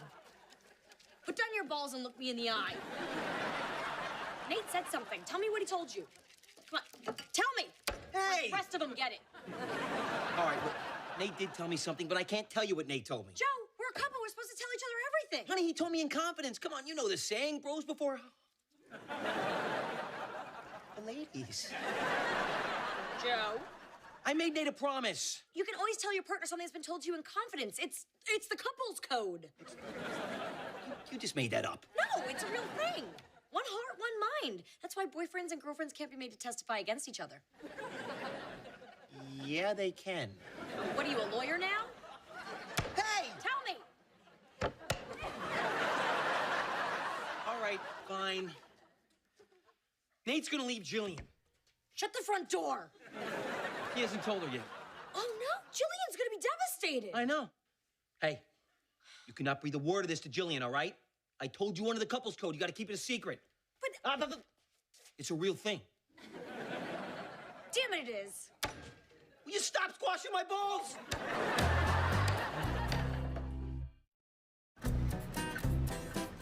So, I'm gonna get a whole new bedroom set, not just the headboard. It's expensive, but Nate's worth it. Because if I splurge on a new mattress, I might as well turn the whole bedroom into the perfect little love nest for me and Nate, right? Gmail, you've hardly said a word this whole time. Oh, it's just such damn good coffee. I just can't get enough of it. Oh, I forgot. Last night, I told Nate what I was giving him for his birthday. A week at NBA fantasy basketball camp. He was so excited. It was like the biggest surprise ever. Maybe not the biggest. Well, I had to tell him early. I just can't keep a secret. It is hard for good people to keep a secret. Good, well-meaning people. And Nate, he's such a wonderful husband. You want to know what he does? At any time of day or night, if I want a cappuccino, he will run down to the Starbucks and get it for me. I am so lucky to have him. Nate's leaving you. But, hey, the good news is home cappuccino makers have really come down in price.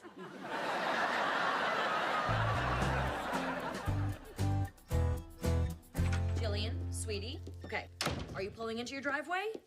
Good. Okay, now let me hear you turn off the car before you close the garage. Oh, that's my will to live, girl. Okay, you call me if you need anything, because I sure need something. Hey, Lennox, let me ask you a hypothetical question. If you knew your friend was gonna be dumped, you'd tell her, right? Oh my God, yes. I couldn't live with myself walking around with that kind of information. Even if you promised someone you wouldn't tell? Even if. You have to. Sisters gotta have each other's backs. Right? So if I know something, it's my sisterly duty to tell. I mean, I have to pass that information along. It is the sacred bond of sisterhood. Exactly. So who is it? What happened? Oh, girl, I can't tell you. Nice. Man, you really know your stuff, Joe. My stamina's way up. I swear I've taken off like 5 pounds. Good, good. Hey, speaking of taking off, how's everything going on the home front? I'm assuming that you're still at home and, married and all. Oh, that? You can relax. Breakup's off. Really? Dude, that's great. Hey, up high for not leaving your wife. What made you change your mind? Last night, Jillian told me the birthday present she's getting me. Fantasy basketball camp. Can you believe that? What do you know?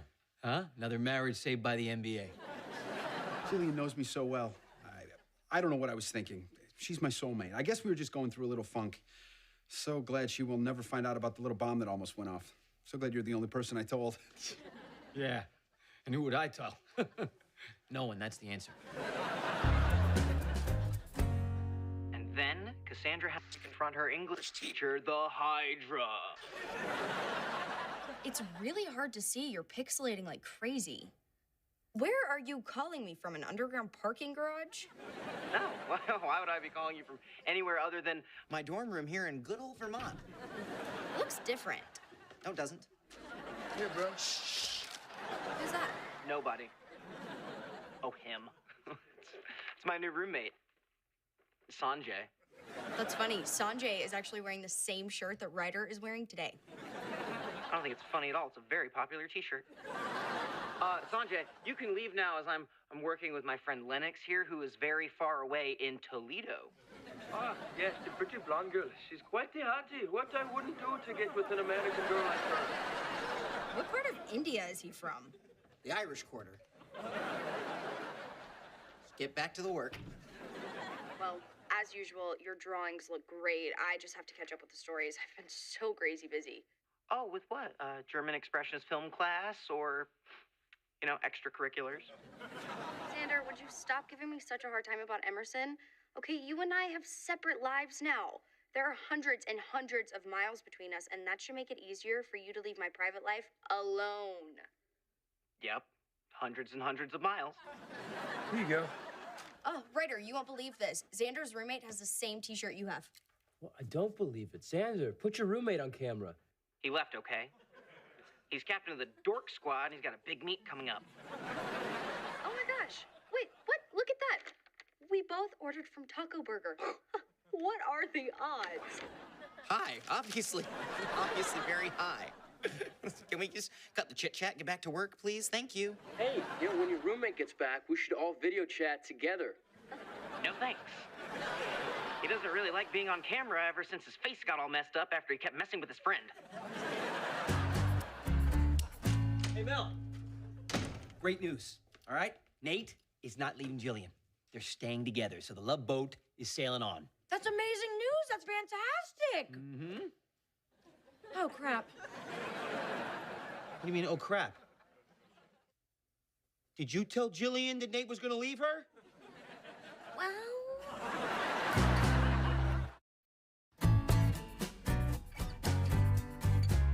I cannot believe you spilled the beans to Jillian about Nate wanting to dump her. You gave me the beans. What was I supposed to do? I don't know. Clench, like a drug mule on a plane from Colombia. What happened to the couples code? Hey, the couples code is superseded by the bond of sisterhood. Ask Lennox. Women are forever. Men come and go. Yeah, I'm sure they come and go when you can't control what's coming out of your mouth. My mouth? I'm not the only one with a mouth here. Who broke the confidence first, Joe? Are you You made me tell you. And I told you in confidence, so actually you broke my confidence. Well, you broke the confidence first. I was just passing along the confidence you already broke. So in a sense, you're the one that told Jillian, not me. Do you ever listen to yourself?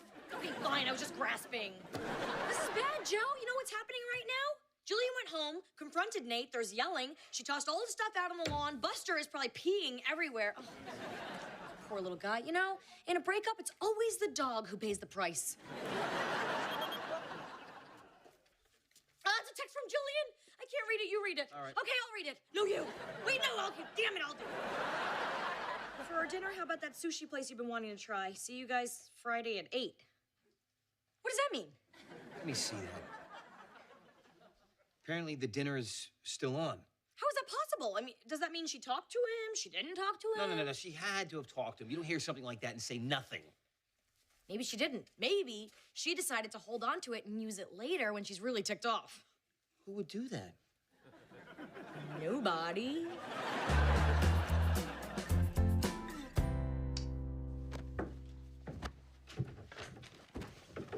See, I told you this is the perfect place. We don't have to deal with your roommates and their beer pong tournaments, and my little brother being in the room right next door. I like it. Private and quiet. And smelling a little like tacos. Oh, Emerson, you and your sweet talk.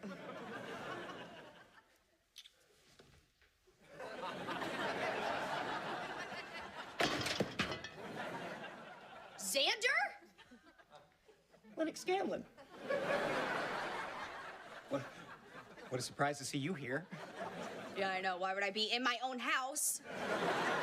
You must be Emerson. It's nice to finally meet you in person. Your ex-boyfriend lives under your house?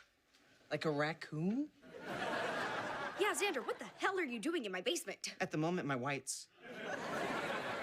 Okay, Emerson, sweetie, could you just give us a minute while I handle this? Whatever you need. Rude. Okay, Xander, this is big time crazy. Okay, coming back had nothing to do with you, okay? You know, I got booted out of school for missing my exams, and if my dad finds out, he will literally kill me. Well, you're gonna have to tell him eventually. You can't hide here forever. Not forever. Like 4 more years.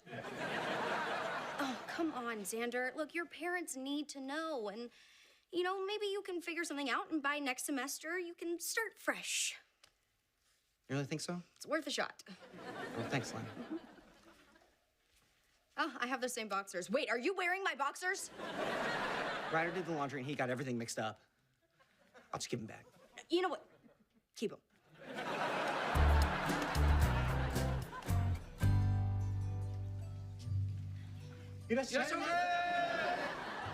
How you doing? Longo, party of 4? We're actually meeting another couple here. Yes, they were already here, and they left you a note. Oh, can I see that? They tipped me rather well to read it, so could you just let me do my spiel? Dear Mary and Joe, no thanks to you, we were able to work out our differences. We thought we could trust you, but clearly you're not the type of people who can keep secrets. Okay, well, that's an unfair accusation. Absolutely. I mean, we had the best of intentions. Excuse me, I'm not finished. You made me lose my praise. But clearly you're not the type of people who can keep secrets, or are you? Here are 2 sealed envelopes. In the blue envelope is a secret that Joe shared with Nate about Mel. In the pink envelope is a secret that Mel shared with Jillian about Joe. We kept the secrets. The question is, will you enjoy your meal? Okay, well, that's an obvious manipulation. They're clearly just trying to get us to fight. Yeah, they're just trying to get in our heads. Not gonna happen. So what exactly did you tell Nate? I don't know, honey. You know, I told him some stuff. What, there's just so much that you can't narrow it down? No, you know, when you're in a relationship, you vent sometimes. That's true, that's true. Venting is healthy. I mean, you know, if men and women told each other every thought they had, I mean, you know, the human race would die off in about an hour and a half. But we have to be totally open and honest with each other, but how do we know what to tell and what not to tell? This goes beyond the couples code. We need like a Mel and Joe code. I like that. All right, let's do it. Always tell each other everything, except when we shouldn't. Okay, we'll know the difference by... Trial and error. Mostly by error, I suspect. So, what do we do with these? These, honey, these are toxic material. I say we have to destroy these things immediately. Absolutely, after we read them. Honey, really. Okay? There we go. There we go. Bye-bye. Don't you feel better? Yeah, so much lighter. You know what? This evening needs a fresh start. I'm gonna go ask for a new table. What the hell did he say about me? Big what? Mel, we're heading over to the sushi bar. Okay. Hey, you know, listen, according to the Mel and Joe code, there is something I have to tell you. What? No matter what it said in those envelopes, I love you. Oh, I love you too.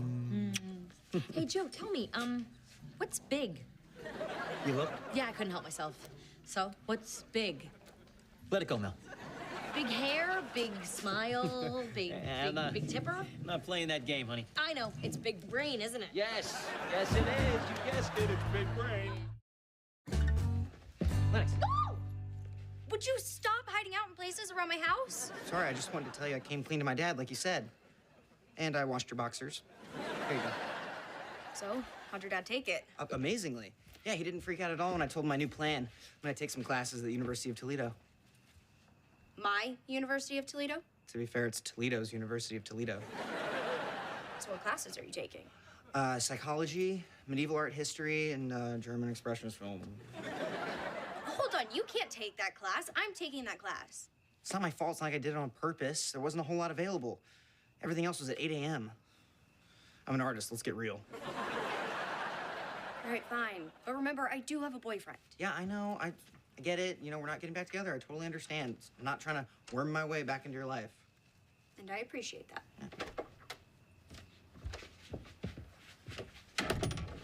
I will win you back. Did you say something? What? Me? No. Oh. Okay, then. Okay. Bye. Bye. It was a universal truth. Every family had its dark spots. Someone in the crowd muttered that at least the brother-in-law was attractive, though another voice quickly disagreed. The tension in the room fractured, turning from a unified mob against the city council into a room full of people distracted by a family drama. After the meeting finally adjourned, Melissa walked briskly through the hallways of City Hall, her heels clicking against the marble floors. A senior staff member caught up with her, offering praise.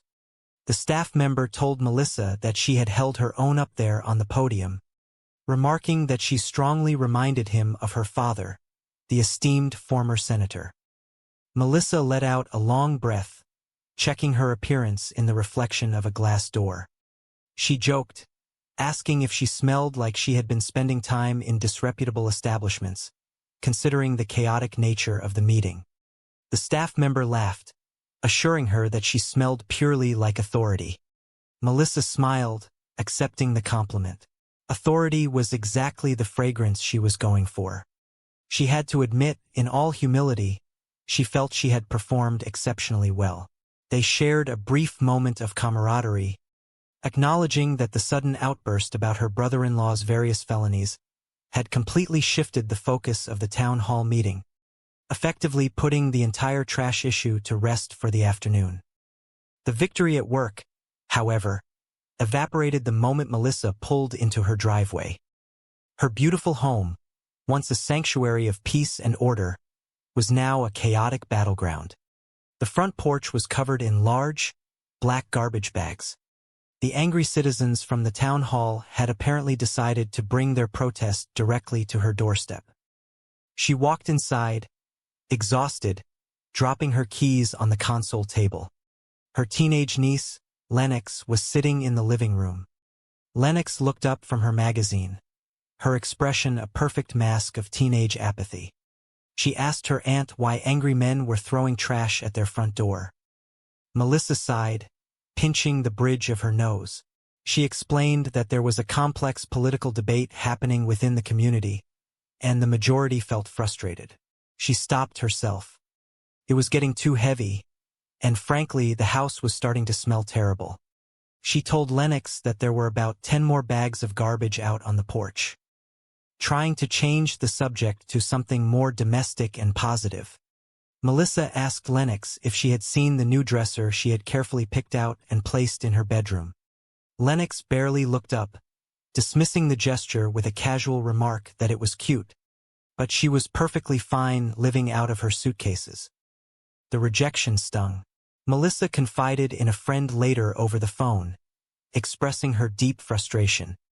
Lennox clearly still believed that living with her aunt was a temporary situation. The girl no longer shared her thoughts or feelings. Melissa remembered how it used to be. When Lennox was younger, she would constantly seek her aunt's approval, talking about sneaking out or jokingly suggesting they get matching tattoos. Now, the house was filled with a thick, impenetrable silence. Melissa felt like she was the villain simply for doing normal parental things, like putting actual furniture in a child's bedroom. She felt like a monster, even though she knew she was just trying to provide stability. Her friend on the phone reminded her that teenagers were inherently difficult, asking if Melissa remembered what she was like at 15 years old. Melissa chuckled darkly, admitting that her memories of that time were not very clear, mostly because she had spent a significant portion of it rebelling and making poor choices. That evening, Melissa was preparing for something she had not experienced in a very long time. A date. She was going out, and she had arranged for a neighbor, Rhonda, to stay with Lennox and her younger brother, Ryder. Before leaving, Melissa checked on Ryder. She reminded him that his basketball coach had mentioned he needed to work on his jump shot. Rhonda, stepping into the living room, joked about her own lack of basketball skills, bringing a brief moment of levity to the house. Melissa turned serious for a moment, instructing Ryder to finish any homework he had. Beyond that, her only rule for the night was simple: be good, and please do not torch the place. It was a necessary warning. Ryder had a history. Back at his old house, during the tumultuous week his father had fled the country, the boy had been overflowing with unresolved anger. In a fit of rage, he had taken 20 of his father's expensive tailored suits, stacked them neatly on the driveway, poured top-shelf cognac all over the pile, and set them ablaze. It was a single-alarm fire, but it left a lasting impression. Melissa understood that people needed to let things out every now and then, but she firmly believed that the urge to set things on fire was an urge they all needed to repress. With the children settled under Rhonda's watchful eye, Melissa went to her bedroom to get ready. She was genuinely nervous. It had been months since the kids had moved in, and her personal life had completely ceased to exist. She stood in front of her mirror, holding up two different outfits.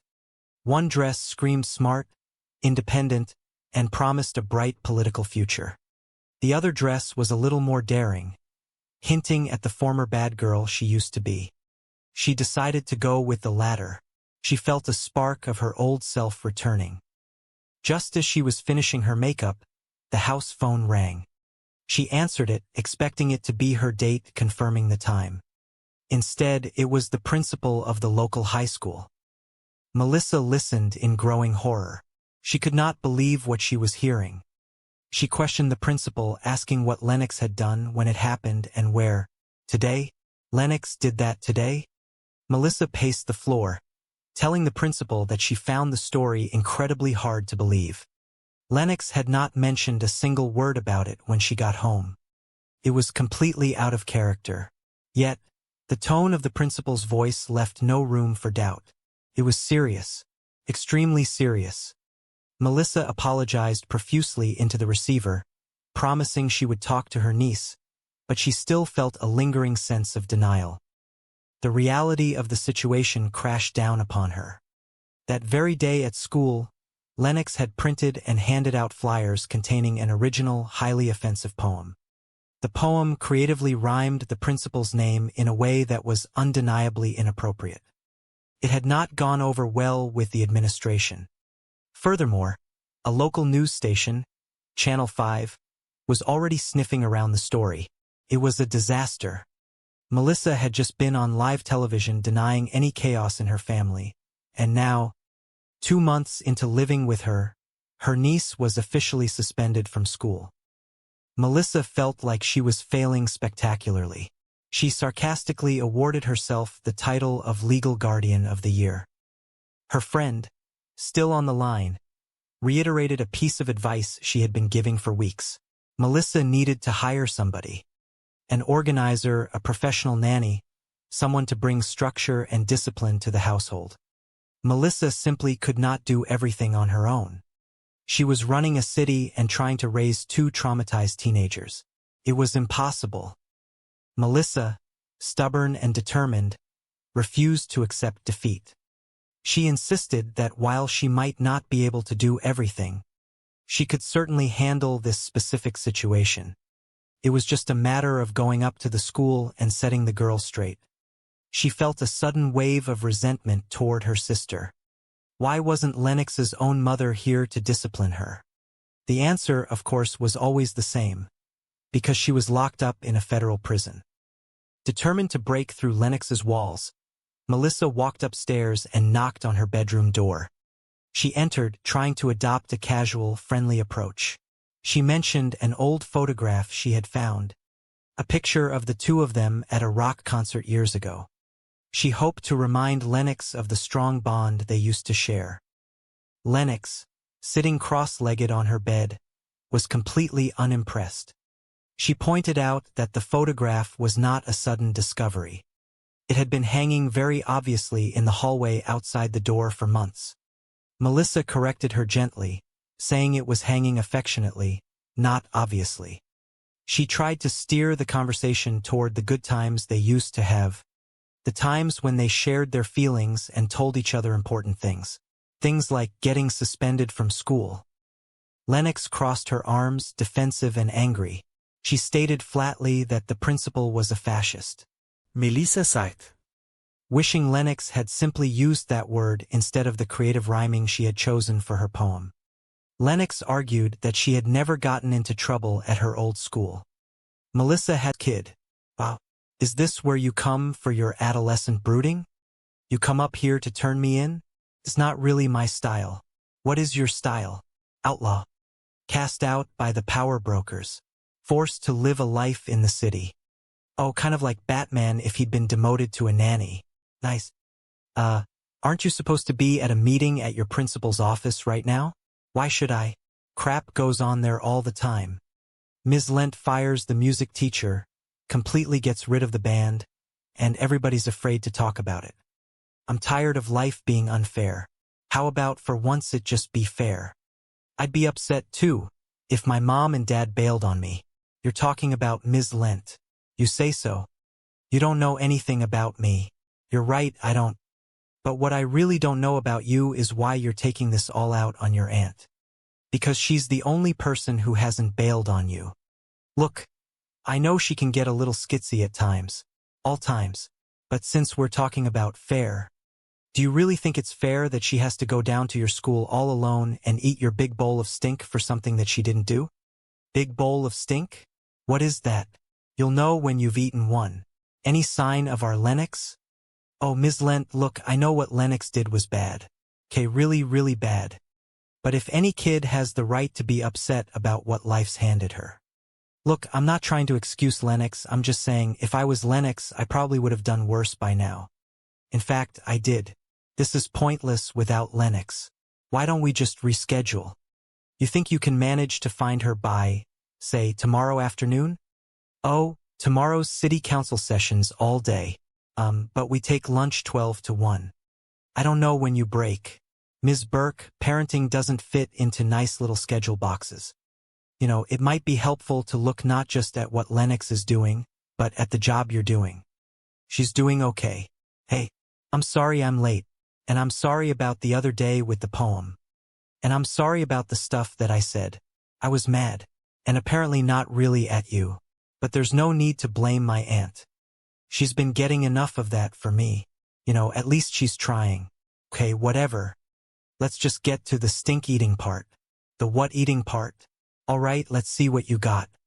Here's a thought, my hip young brother man. Try loosening up your knees a little bit. You're welcome. I heard about all the crap you've been going through. You know, with your wife going broke, losing your car, your condo. I mean, how can you even walk? Oh, sorry. I didn't mean to. No, it's all right. I'm aware that my life is an abyss of inky black despair. Thanks for the pep talk. Hey, could you show me how to do that? Only if you taped it. I have no idea. Oh, I'm sorry. Your aunt. I meant your aunt. Hey, so I ate my whole big bowl of stink. I even went back for seconds. Ugh, I'm gonna go brush my teeth now. Hands. It was you. You talked her into going down there. How did you talk her into going down there? People like me. No, really. I paid her $50. A bribe? That's terrible. Not only is that wrong, that's horrible parenting. Well, I'm not a parent, and neither are you. Can I have $50? No. Then relax, all right? I wrote Lennox a personal check. Boing. Another very valuable life lesson. So is this how you ran your youth center right out of college? Oh please, there was no youth center. Can I speak to you in the other room? Nice knowing you. Oh, I'll be fine. You lie, you bribe. Is there anything you won't do? Windows. Look, Burke, I'm just trying to help you out here. You know? I mean, I may have played it fast and loose, but Lennox apologized to that lung woman, right? Yes. Yes, she did. She also, as it happens, said a few nice things about me. In front of me. It's the first time since she's been here. Frankly, it took my breath away. Oh my God, you didn't pay her to do that too. Did you? No, she gave me that one free of charge. Although it may be my mere presence in this household that's sort of seamlessly pulling everything together. Oh my God. Let's believe that. Oh, I almost forgot. A Regency nanny's called. They said that Mrs. Dietrich is available and that she'll be here 8 a.m. tomorrow morning. You didn't think I could handle this, did you? To be honest, no. Not until you, pulled all that confidence out of your ass. So, is this official now? Because, if not, I can just, hop in my house and drive away. Yeah. Let's give it a shot. How bad could you be? You'll find out, won't you? So, how'd your date go that lasted till 3 freaking a.m.? Leave me alone, Mom. It's not a school night. And he was captain of the football team. God. Wow, I just realized I've never actually had that conversation with my own mom. I'd come in at 3 a.m., and she'd send me back out for gin. So how'd the kids get to bed? Ryder knocked out about 11, and Lennox was, 1:30. 1:30. All right. She just got in bed now when she heard the car pulling. But she's caught up on, bio and math, and the 5th season of Lost. Army Delivery Council. Babe. Does it? What's that face? Did you forget something? Hey. Holy nuts, that guy's huge. Mel. Mel, this guy. I'm not kidding, this guy's huge, Mel. The bright, unforgiving lights of the city council chambers beat down on Melissa Burke.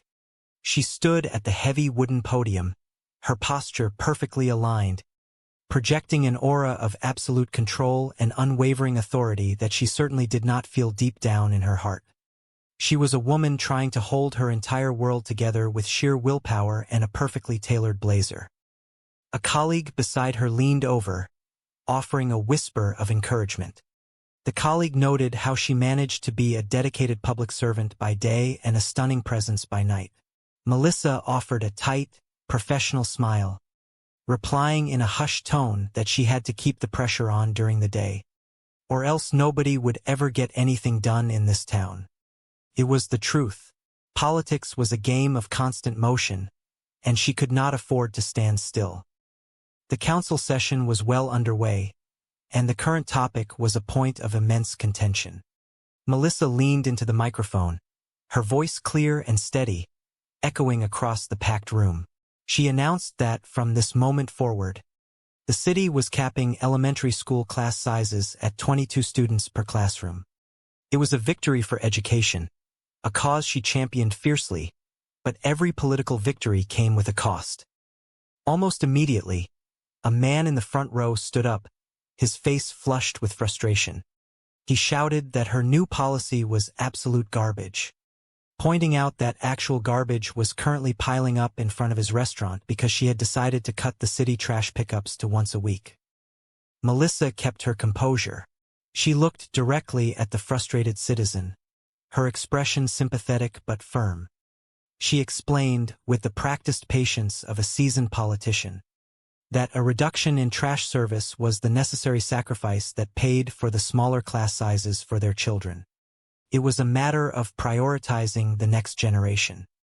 Another council member, trying to lighten the mood, muttered to her about how crazy it was to have angry citizens coming at her with complaints about trash bags, and yet she managed to remain the mature, rational adult in the room.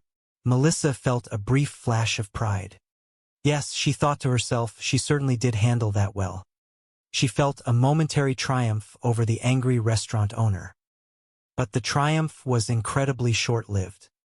From the middle of the crowded room, another man stood up, He did not look like a restaurant owner complaining about civic services. He possessed an undeniable presence. He was handsome, wearing a suit that used to be incredibly expensive, though his current demeanor was anything but refined. He pointed a finger directly at Melissa, his voice ringing out with raw, unfiltered anger. He demanded to know where the money was, the money that her brother-in-law had stolen from him. A murmur rippled through the crowd. The scandal surrounding Melissa's family was the elephant in every room she entered.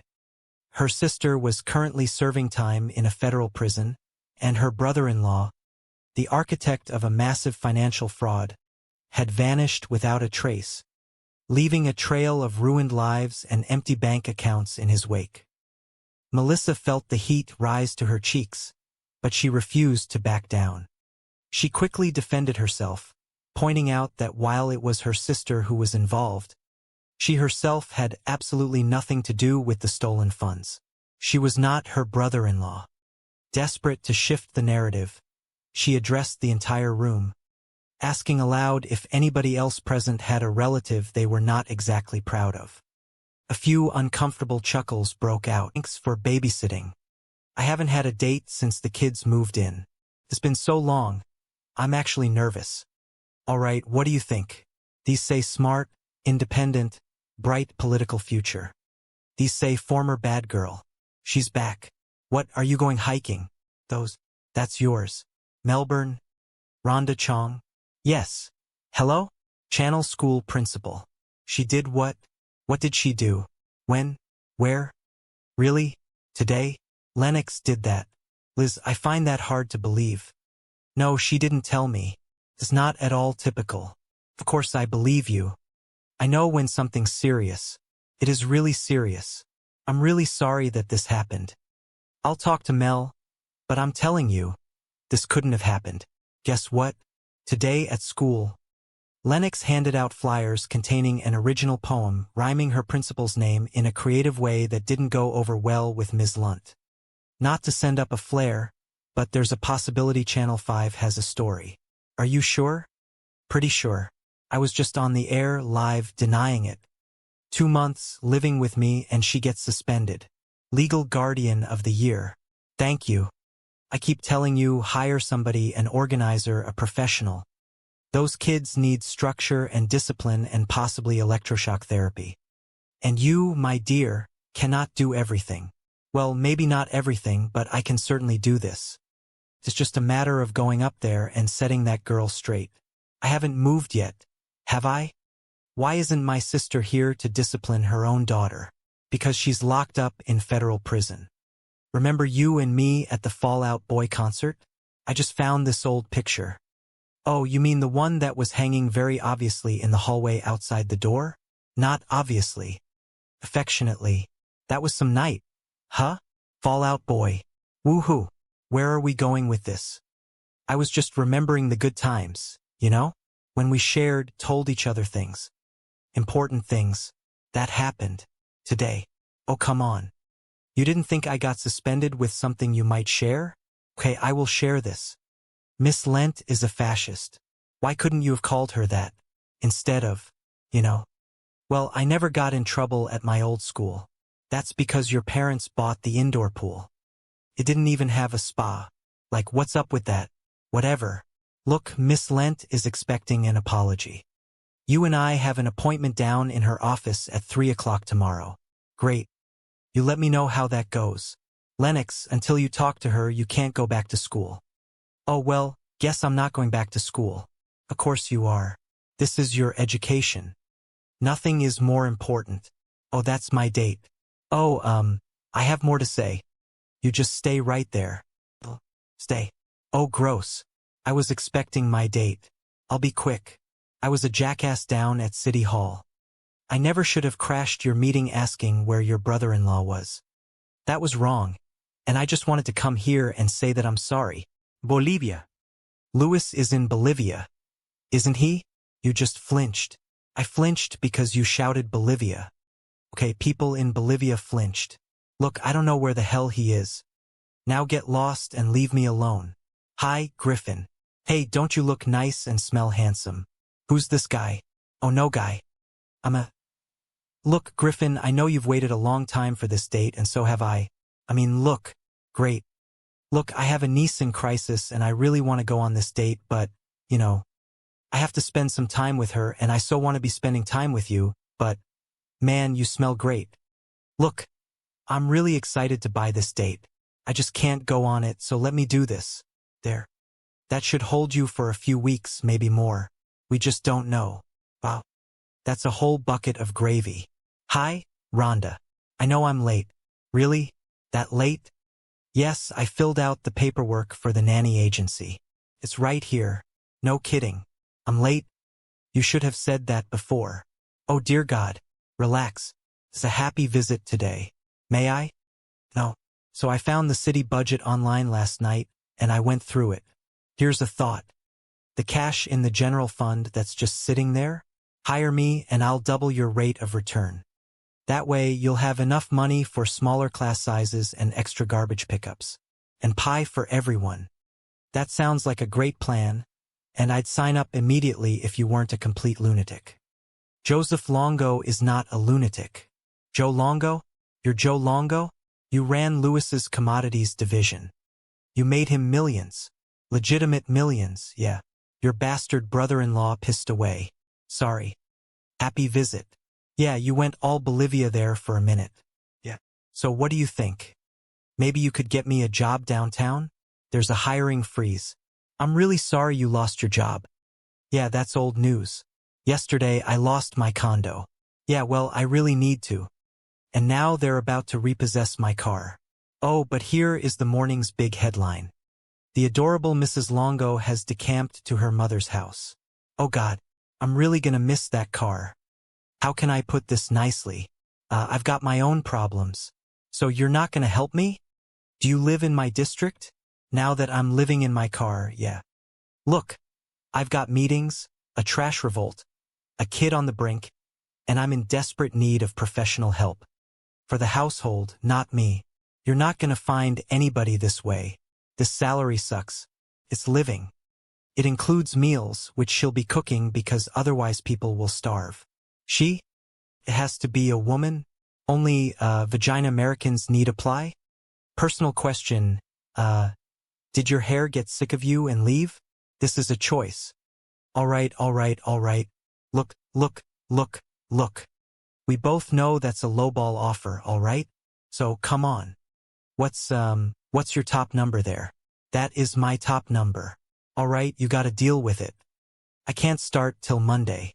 Who offered you a job? All right, I can start today. I'm just gonna have to, move a few things around. Mostly my car. Tuesday's street cleaning, isn't it? You do know we're talking about a nanny here, right? There are children involved. You ever work with kids? Are you kidding? Right out of college, I ran a youth center downtown. I was in charge of 50 teenagers. Cooked them meals, helped them with their homework. I was Charles Friggin in charge. Yeah, you're perfect. There's just one little detail. I don't really like you. You know about school bus? Not running today. Jackson Street block because some kind of garbage protest. Crap. Oh, golly, tough break. Okay, I'll take you. I'll just miss my meeting. It's not like we need the police department. No. You'll make your meeting. I'll take him. Hey. Hi. I'm Joe. See that Porsche out there? Yeah, it's mine. For 10 more days. Sweet. I don't know if that's your... Oh, screw it. Buckle up. Isn't that the cute yelling guy from yesterday? Yeah. He's a homeless commodities trader. He's taking care of the kids. How high do I sound right now? Bottom line, she sounds great. The perfect nanny. You were right. I can't do this alone. What, commodities trader?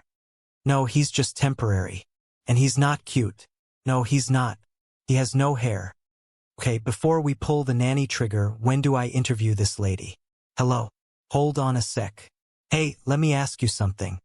When's the last time anybody did any laundry in this household? You people live like pigs. These are my delicates. How did you get my delicates? Were you in my room? Yeah. Pull the trigger. Hey Joe, you were right. I should have that sandwich now. Hey, Mel. All right, get back up there. What is he doing home in the middle of the day? His history paper. What? Wow. All right, pack the veins back in your forehead. I took the kid to school, right? And he tells me he doesn't have his history paper. So we drive back here to get it, and then he tells me he didn't exactly write it. And I said, well, you better exactly write it because it's due today. So he's up there writing it now, and he doesn't come out until it's done. Huh? Now that's nannying. You brought him home? You don't bring a kid home who hasn't done his work. You leave him at school to get yelled at, which is what he's got coming. What kind of rules are those? The rules that everybody knows. I'm somebody. I never heard of them. Lennox, you ready? It's time to go. She's not here. Where is she? You were supposed to watch her. You never said that, because it's obvious. The girl got suspended. She's gone. She's ditched the meeting. You know what? You're right. I just said you were right. That was a compliment. Okay, she has like 3 places she usually goes after school. I'll start there. You want me to help you? Yes, please do. Nothing. I can work with this to the stink eating part. Ms. Lent looked confused. The what eating part? Back at the house, Joe was attempting to teach Ryder some basketball moves. All right, let's see what you got, Joe instructed, watching Ryder dribble clumsily. Here's a thought. My hip young brother man. Try loosening up your knees a little bit. You're welcome. Ryder stopped, a hesitant look on his face. I heard about all the crap you've been going through. You know, with your wife going broke, losing your car, your condo. I mean, how can you even walk? Oh, sorry. I didn't mean to. Joe forced a smile, clapping Ryder on the shoulder. No. It's all right. I'm aware that my life is an abyss of inky black despair. Thanks for the pep talk. Hey, could you show me how to do that? He pointed to a tricky crossover dribble Ryder had just attempted. Only if you taped it, Ryder admitted, a sheepish grin spreading across his face. I have no idea. Later, Mel returned home, a triumphant, albeit weary, smile on her face. Oh, I'm sorry. Your aunt. I meant your aunt. She caught Joe's eye, her smile widening. Hey, so I ate my whole big bowl of stink. I even went back for seconds. Ugh, I'm gonna go brush my teeth now. Joe laughed, a genuine warm sound. Hands. Lennox walked into the kitchen, catching the end of their exchange. She pointed an accusatory finger at Joe. It was you. You talked her into going down there. How did you talk her into going down there? People like me, Joe replied smoothly, a smug grin on his face. Lennox narrowed her eyes. No, really? Joe hesitated, glancing nervously at Mel. I paid her $50. Mel's jaw dropped. A bribe? That's terrible. Not only is that wrong, that's horrible parenting. Well, I'm not a parent, and neither are you, Joe retorted defensively. Ryder, sensing an opportunity, piped up. Can I have $50? No, Joe snapped. Then relax, all right? I wrote Lennox a personal check. Lennox smirked. Boing. Another very valuable life lesson. Mel shook her head in disbelief. So is this how you ran your youth center right out of college? Joe threw his hands up in surrender. Oh, please, there was no youth center. Mel closed her eyes, taking a deep breath. Can I speak to you in the other room? Nice knowing you, Ryder muttered as Joe followed Mel into the living room. Oh, I'll be fine, Joe called back, trying to maintain a facade of bravado. In the living room, Mel turned to face him, her expression stern. You lie, you bribe. Is there anything you won't do? Windows, Joe replied instantly, a cheeky grin returning to his face. Look, Burke, I'm just trying to help you out here, you know? I mean, I may have played it fast and loose, but Lennox apologized to that lung woman, right? Mel sighed, her anger dissipating.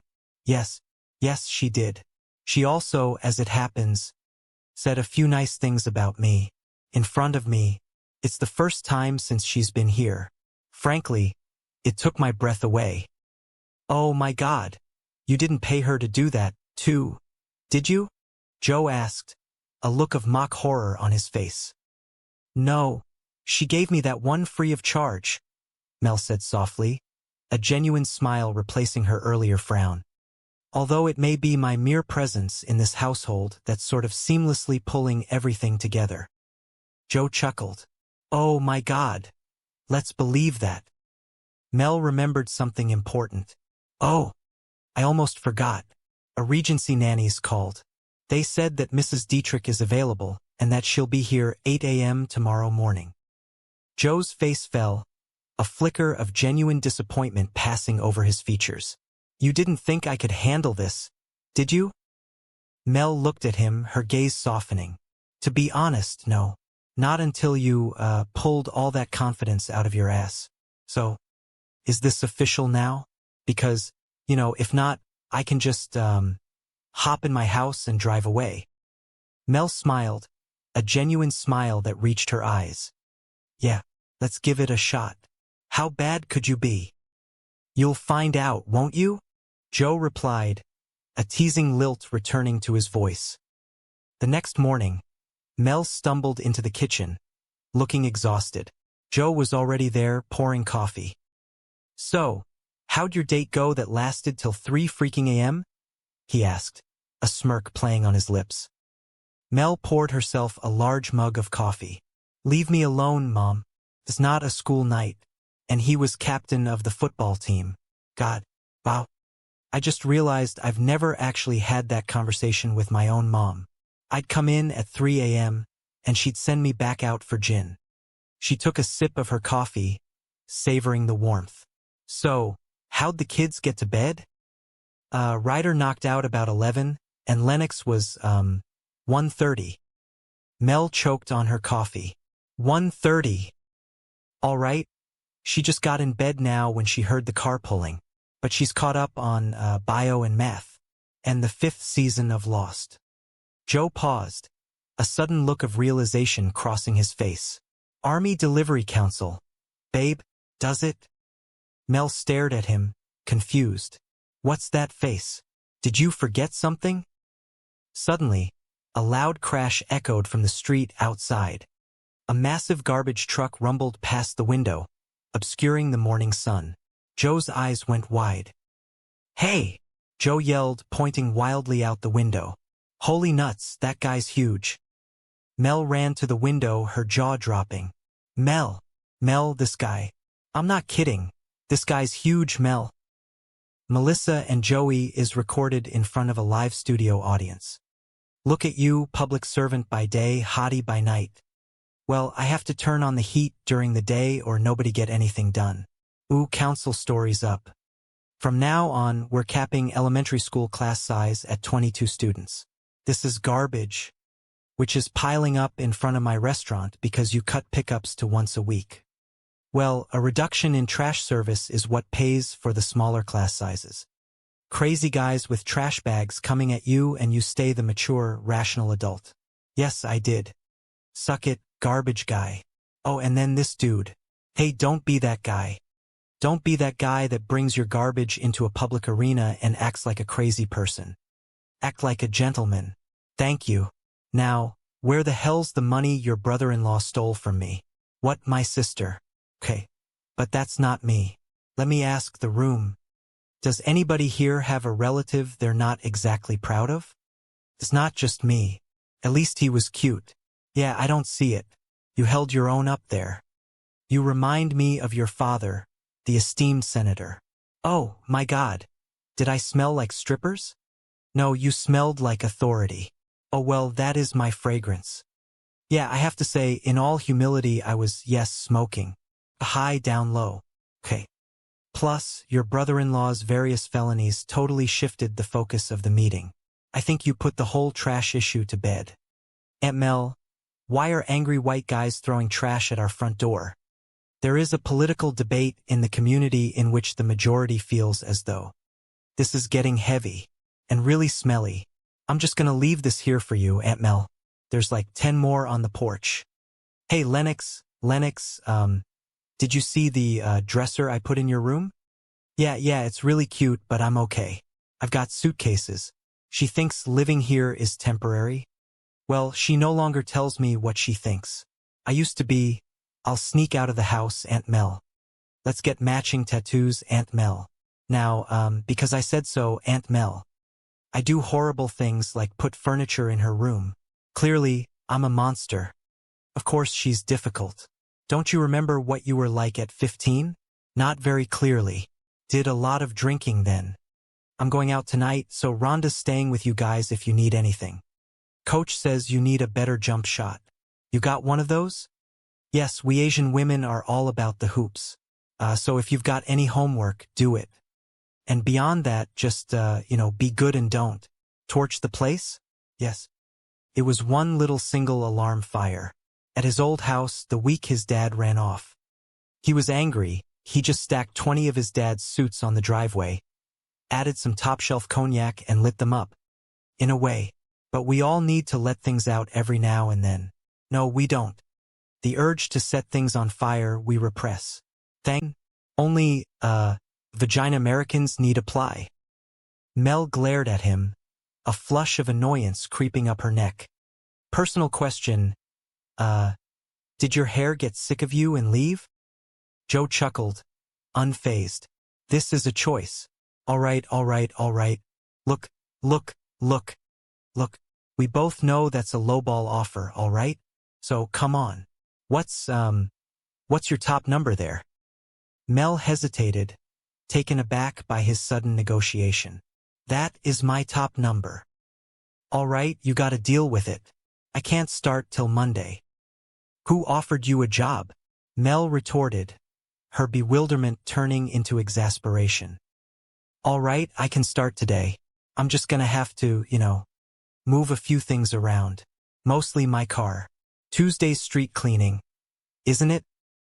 Mel stared at him, incredulous. You do know we're talking about a nanny here, right? There are children involved. Joe puffed out his chest, projecting an air of absolute competence. You ever work with kids? Are you kidding? Right out of college. I ran a youth center downtown. I was in charge of 50 teenagers. Cooked them meals. Helped them with their homework. I was Charles Friggin in charge. Mel looked him up and down, still unconvinced but desperate. Yeah, you're perfect. There's just one little detail. I don't really like you. Before Joe could respond, Ryder burst into the room, looking frantic. You know about school bus? Not running today. Jackson Street block because some kind of garbage protest. Mel's panic flared anew. Crap. Oh, I mean, golly, tough break. Okay. I'll take you. I'll just miss my meeting. I mean, it's not like we need the police department. Joe stepped forward, an aura of calm authority suddenly surrounding him. No. You'll make your meeting. I'll take him. Hey, he tossed Ryder his keys. Hi, I'm Joe. See that Porsche out there? Yeah, it's mine. For 10 more days. Sweet. I don't know if that's your... Oh, screw it. Buckle up. Rhonda watched them leave, her jaw slightly agape. Isn't that the cute yelling guy from yesterday? Yeah, he's a homeless commodities trader. He's taking care of the kids. Mel paused, the absurdity of the situation washing over her. How high do I sound right now? Rhonda nodded, equally bewildered. Bottom line, she sounds great. The perfect nanny. You were right. I can't do this alone. What? Commodities trader? Rhonda asked, confused. No, he's just temporary. And he's not cute. Mel insisted, crossing her arms defensively. No, he's not. He has no hair. Rhonda agreed, a playful glint in her eye. Okay. Before we pull the nanny trigger, when do I interview this lady? The phone rang again. Mel answered it, her tone weary. Hello. Hold on a sec. Hey, let me ask you something. When's the last time anybody did any laundry in this household? You people live like pigs. She paused, listening to the voice on the other end. These are my delicates. How did you get my delicates? Were you in my room? She sighed, resigning herself to the situation. Yeah, pull the trigger. Later that afternoon, Mel returned home to find Joe relaxing in the living room, eating a sandwich. Hey Joe, you were right. I should have that sandwich now. Hey Mel. He offered her a bite, looking entirely too comfortable. Mel ignored the sandwich, her eyes darting towards the stairs. All right, get back up there. What is he doing home in the middle of the day? His history paper, Joe answered casually, taking another bite. What? Wow. Joe pointed a finger at her. All right, pack the veins back in your forehead. I took the kid to school, right? And he tells me he doesn't have his history paper. So we drive back here to get it. And then he tells me he didn't exactly write it. And I said, well, you better exactly write it because it's due today. So he's up there writing it now. And he doesn't come out until it's done. Huh? Now that's nannying. Mel stared at him, horrified. You brought him home? You don't bring a kid home who hasn't done his work. You leave him at school to get yelled at, which is what he's got coming. Joe looked confused. What kind of rules are those? The rules that everybody knows. I'm somebody. I never heard of them. Mel declared, pacing the room in frustration. Lennox, you ready? It's time to go. Silence echoed from upstairs. She's not here. Where is she? She turned to Joe, her voice rising. You were supposed to watch her. You never said that, Joe protested weakly. Because it's obvious. The girl got suspended. She's gone. She's ditched the meeting. Mel let out a frustrated sigh. You know what? You're right. I just said you were right. That was a compliment. Okay, she has like 3 places she usually goes after school. I'll start there. You want me to help you? Yes, please do, Joe replied, eager to appease her. Mel muttered to herself as she grabbed her keys. Nothing. I can work with this kid. Wow. Joe, meanwhile, had ventured upstairs to the roof, where he found Lennox sitting on the edge, staring out at the city. Is this where you come for your adolescent brooding? He asked gently, sitting down beside her. Lennox didn't look at him. You come up here to turn me in? It's not really my style. What is your style? Outlaw, cast out by the power brokers, forced to live a life in the city. Lennox finally turned to him, a hint of a smile playing on her lips. Oh, kind of like Batman if he'd been demoted to a nanny. Joe chuckled. Nice. Aren't you supposed to be at a meeting at your principal's office right now? Lennox's expression hardened. Why should I? Crap goes on there all the time.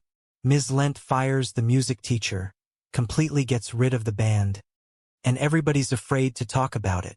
I'm tired of life being unfair. How about for once it just be fair? Joe looked out at the city skyline, a solemn expression on his face. I'd be upset too, if my mom and dad bailed on me. Lennox frowned. You're talking about Ms. Lent. You say so. You don't know anything about me. You're right, I don't, Joe admitted. But what I really don't know about you is why you're taking this all out on your aunt. Because she's the only person who hasn't bailed on you. Look, I know she can get a little skitsy at times. All times. But since we're talking about fair, do you really think it's fair that she has to go down to your school all alone and eat your big bowl of stink for something that she didn't do? Lennox looked at him, genuine confusion on her face. Big bowl of stink? What is that? Joe smiled wryly. You'll know when you've eaten one. Down at the school, Mel sat nervously in Principal Lent's office. Any sign of our Lennox? Ms. Lent asked, her voice laced with disapproval. Oh, Ms. Lent, look, I know what Lennox did was bad. Okay. Really, really bad. Mel began, a tremor in her voice. But if any kid has the right to be upset about what life's handed her. Look, I'm not trying to excuse Lennox, I'm just saying, if I was Lennox, I probably would have done worse by now. In fact, I did. Ms. Lent sighed, adjusting her glasses. This is pointless without Lennox. Why don't we just reschedule? You think you can manage to find her by, say, tomorrow afternoon? Oh, tomorrow's city council sessions all day, Mel explained anxiously. But we take lunch 12 to 1. I don't know when you break. Ms. Lent leaned forward, a stern look on her face. Ms. Burke, parenting doesn't fit into nice little schedule boxes. You know, it might be helpful to look not just at what Lennox is doing, but at the job you're doing. Mel bristled, her defensiveness rising. She's doing okay. The office door swung open, and Lennox stood there, looking contrite. Hey, I'm sorry I'm late. She turned to Ms. Lent. And I'm sorry about the other day with the poem. And I'm sorry about the stuff that I said. I was mad. And apparently not really at you. But there's no need to blame my aunt. She's been getting enough of that for me. You know, at least she's trying. Mel stared at her niece, her heart swelling with a mixture of pride and relief. Okay, whatever, Lennox muttered, breaking the tension. Let's just get sitting. I haven't had a date since the kids moved in. It's been so long. I'm actually nervous. She held up 2 pairs of earrings. All right, what do you think? These say smart, independent, bright political future. These say former bad girl. Rhonda pointed decisively. She's back. Mel chuckled, putting on the earrings. What, are you going hiking? That's yours. The phone rang, shattering the momentary peace. Mel picked it up. Melbourne? Rhonda Chong? Yes. Hello? Channel school principal. She did what? What did she do? When? Where? Really? Today? Lennox did that. Liz, I find that hard to believe. She listened intently, her face falling. No. She didn't tell me. It's not at all typical. Of course I believe you. I know when something's serious. It is really serious. I'm really sorry that this happened. She hung up, the color draining from her face. I'll talk to Mel, but I'm telling you, this couldn't have happened. Rhonda looked concerned. Guess what? Today at school, Lennox handed out flyers containing an original poem, rhyming her principal's name in a creative way that didn't go over well with Ms. Lunt. Mel groaned. Not to send up a flare, but there's a possibility Channel 5 has a story. Are you sure? Rhonda asked. Pretty sure. I was just on the air, live, denying it. Mel buried her face in her hands. 2 months living with me and she gets suspended. Legal guardian of the year. Thank you. Rhonda put a comforting hand on her shoulder. I keep telling you, hire somebody, an organizer, professional. Those kids need structure and discipline and possibly electroshock therapy. And you, my dear, cannot do everything. Mel straightened her back, determination replacing her despair. Well, maybe not everything, but I can certainly do this. It's just a matter of going up there and setting that girl straight. I haven't moved yet, have I? She paused, the reality of her situation hitting her again. Why isn't my sister here to discipline her own daughter? Because she's locked up in federal prison. Mel marched upstairs and knocked on Lennox's door. Remember you and me at the Fall Out Boy concert? I just found this old picture. Lennox looked up from her magazine. Oh, you mean the one that was hanging very obviously in the hallway outside the door? Not obviously, Mel corrected. Affectionately. That was some night. Huh? Fall Out Boy. Woohoo. Where are we going with this? Lennox sighed, a dramatic teenage sigh. I was just remembering the good times, you know? When we shared, told each other things, important things, that happened. Today. Mel crossed her arms. Oh, come on. You didn't think I got suspended with something you might share. Lennox glared. Okay, I will share this. Miss Lent is a fascist. Why couldn't you have called her that? Mel pleaded. Instead of, you know. Well, I never got in trouble at my old school. That's because your parents bought the indoor pool, Lennox snapped. It didn't even have a spa.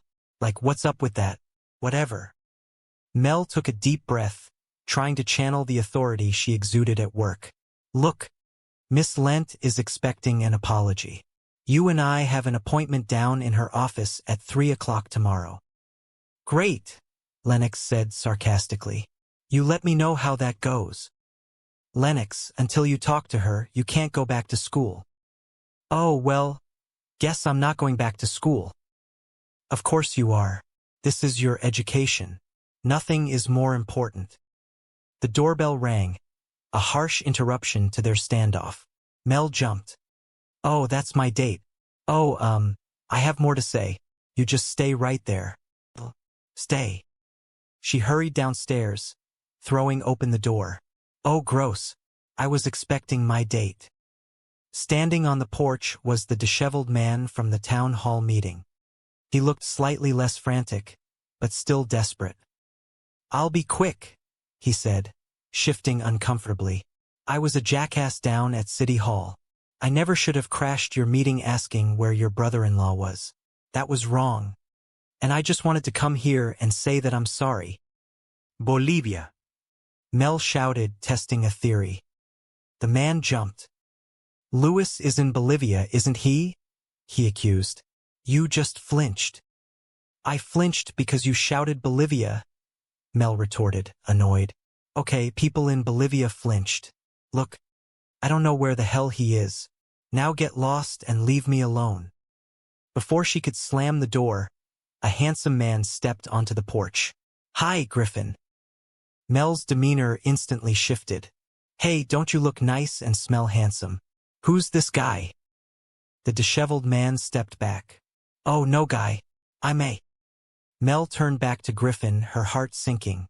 Look, Griffin, I know you've waited a long time for this date, and so have I. Look, great.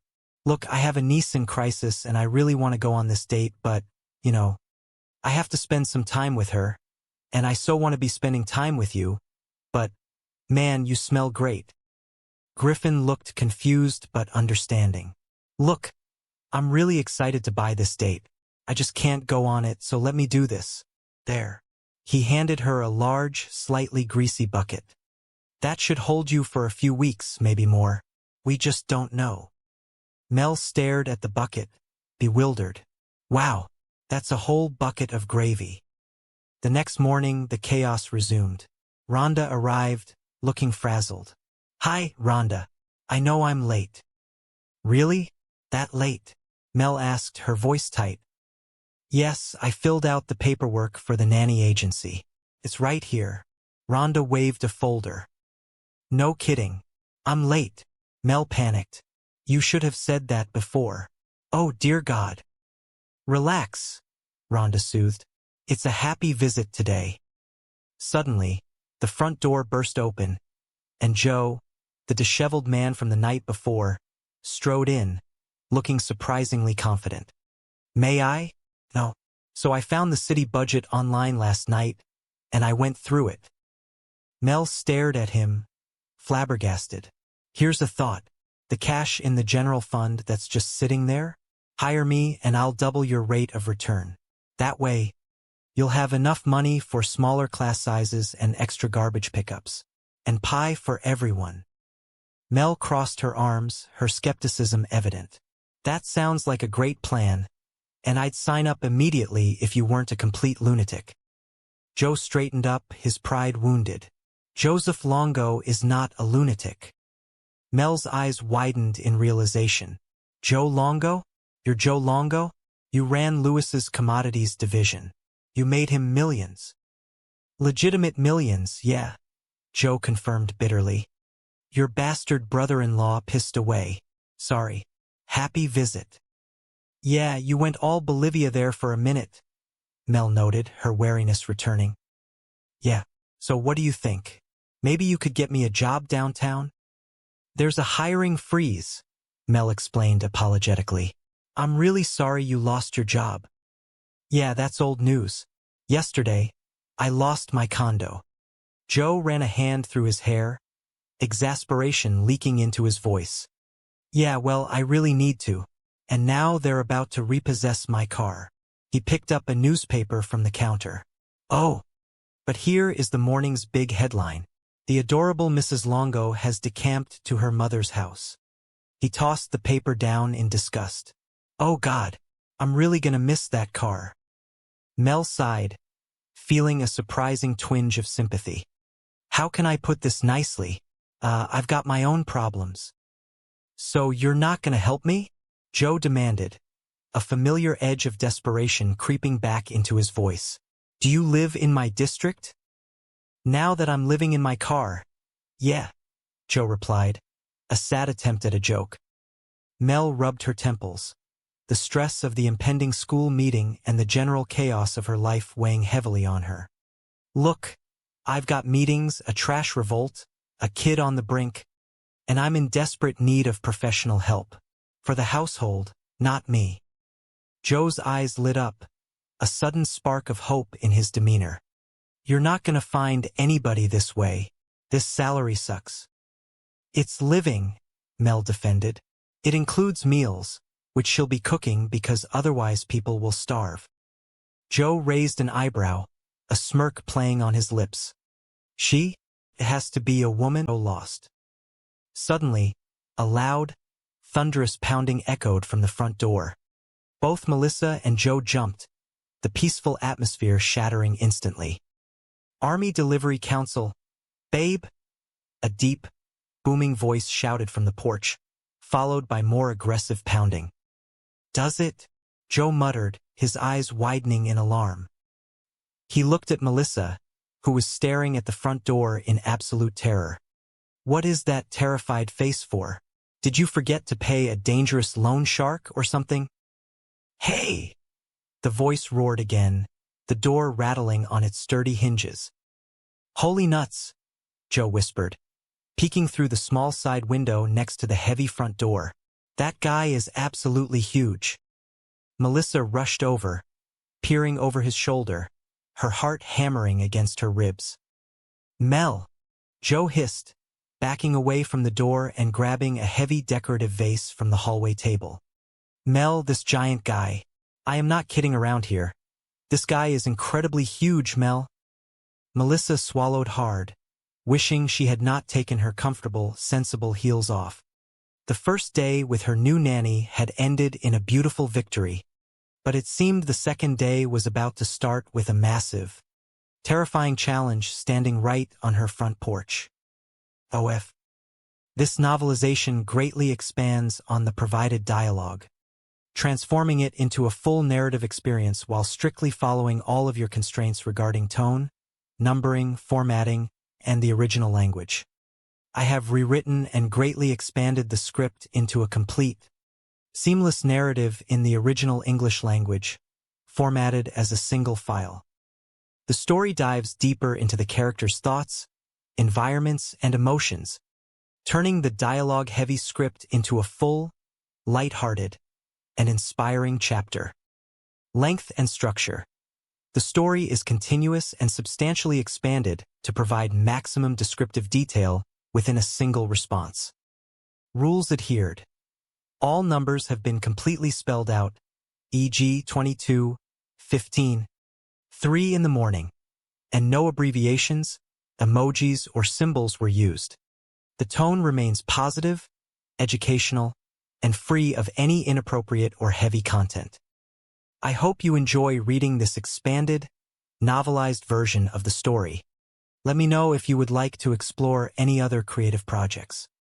The bright lights of the television studio illuminated the set, the energy palpable as the live studio audience settled into their seats. The cameras rolled and the scene came alive. Melissa and Joey is recorded in front of a live studio audience. The familiar voiceover announced, setting the stage for the comedic chaos about to unfold. Mel Burke, a dynamic local politician with a penchant for sharp suits and an even sharper wit, stood confidently before a town hall meeting. Her campaign manager, looking slightly frantic, leaned in. "Look at you," he whispered, a smirk playing on his lips. "Public servant by day, hottie by night." Mel rolled her eyes, adjusting her microphone with practiced ease. Well, I have to turn on the heat during the day, or nobody gets anything done, she shot back, a confident smile gracing her features. She stepped up to the podium, ready to tackle the pressing issues of the day. Ooh, council stories up, she announced to the restless crowd. From now on, we're capping elementary school class size at 22 students. The room erupted. An angry citizen, his face flushed with indignation, marched up to the microphone, pointing a dramatic finger at Mel. This is garbage, he bellowed, which is piling up in front of my restaurant because you cut pickups to once a week. Mel maintained her composure, her political training kicking in. Well, a reduction in trash service is what pays for the smaller class sizes, she explained reasonably. The man wasn't having it. He gestured wildly, his frustration boiling over. Crazy guys with trash bags coming at you, and you stay the mature, rational adult, he mocked. Yes, I did, Mel replied, her tone firm. Suck it, garbage guy, a heckler from the back yelled. Before Mel could regain control, another man, disheveled and frantic, pushed his way to the front. Oh, and then this dude, he yelled, his voice cracking with desperation. Hey, don't be that guy, Mel warned, her patience wearing thin. Don't be that guy that brings your garbage into a public arena and acts like a crazy person. Act like a gentleman. Thank you.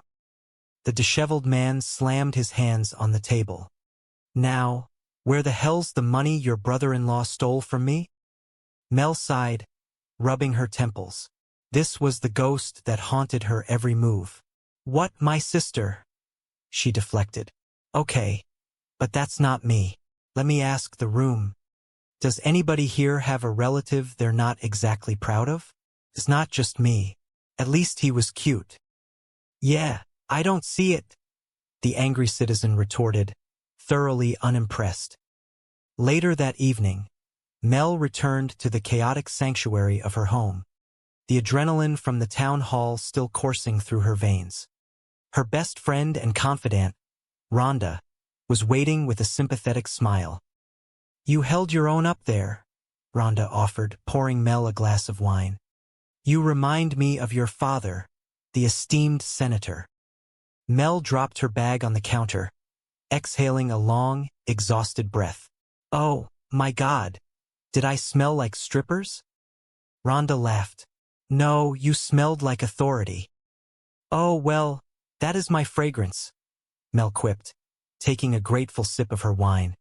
Yeah, I have to say, in all humility, I was, yes, smoking. Up high, down low.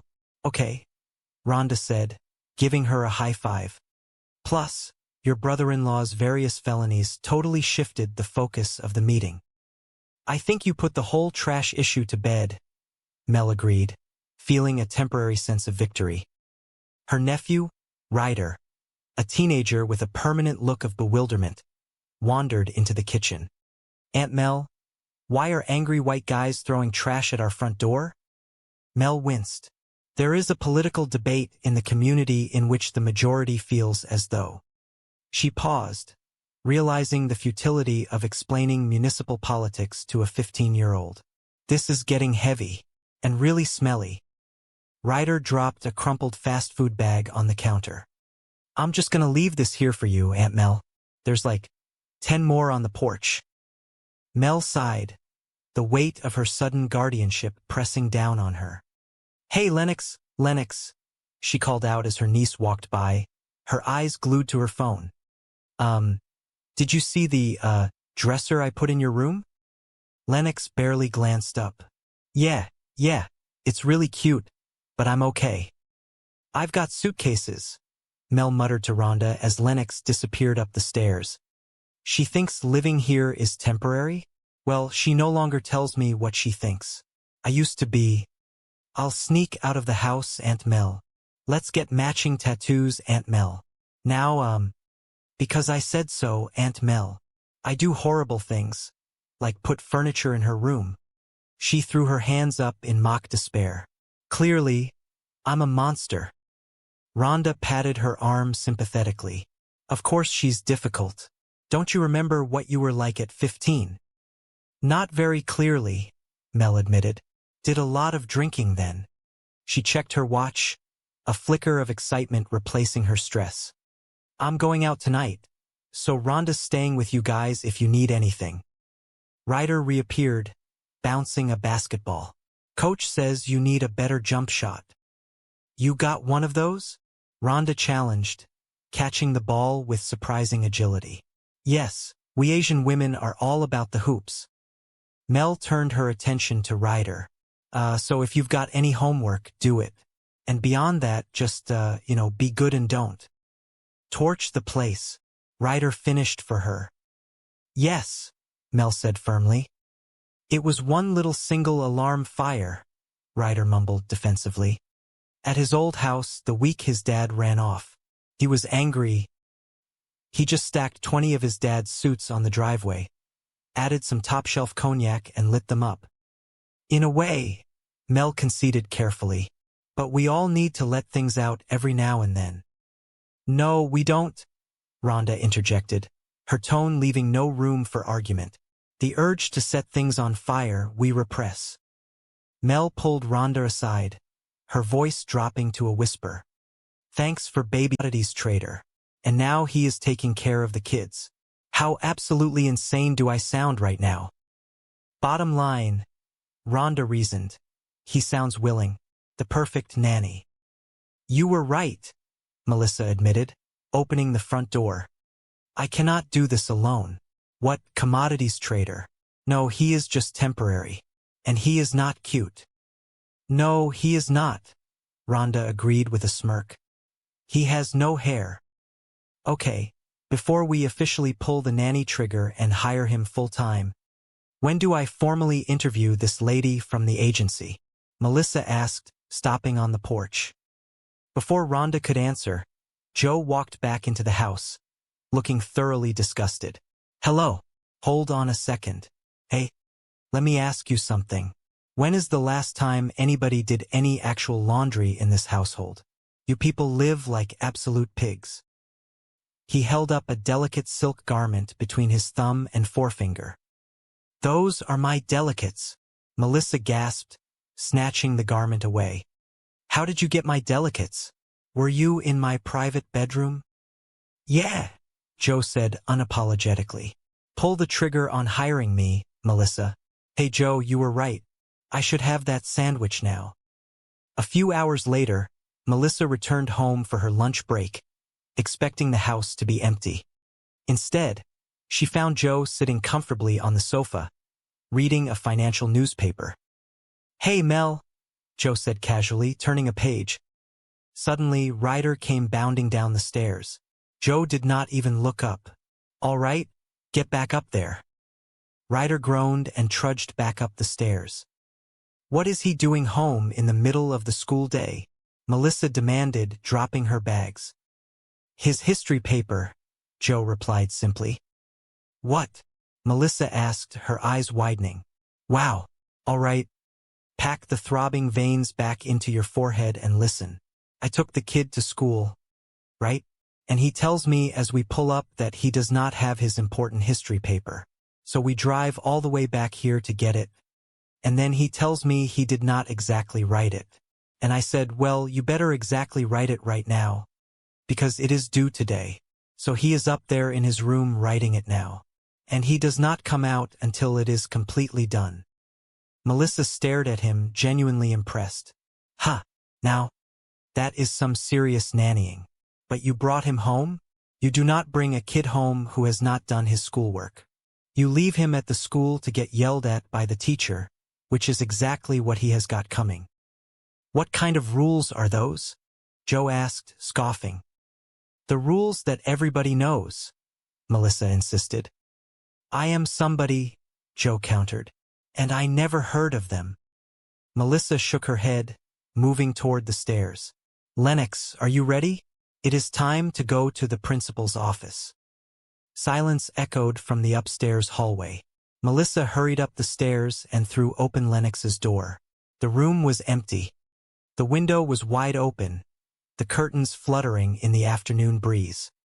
She is not here, Melissa yelled down to Joe, panic rising in her voice. Where is she? You were supposed to be watching her. You never explicitly said that, Joe defended himself, walking to the bottom of the stairs. Because it is blindingly obvious, Melissa shouted, running a hand through her hair. The girl got suspended. She is grounded. She has completely ditched the meeting. Joe sighed, folding his newspaper. You know what? You are right. I just said you were right. That was a massive compliment coming from me. Melissa took a deep, calming breath. Okay, she has like 3 places she usually goes to hide out after school. I will start searching there.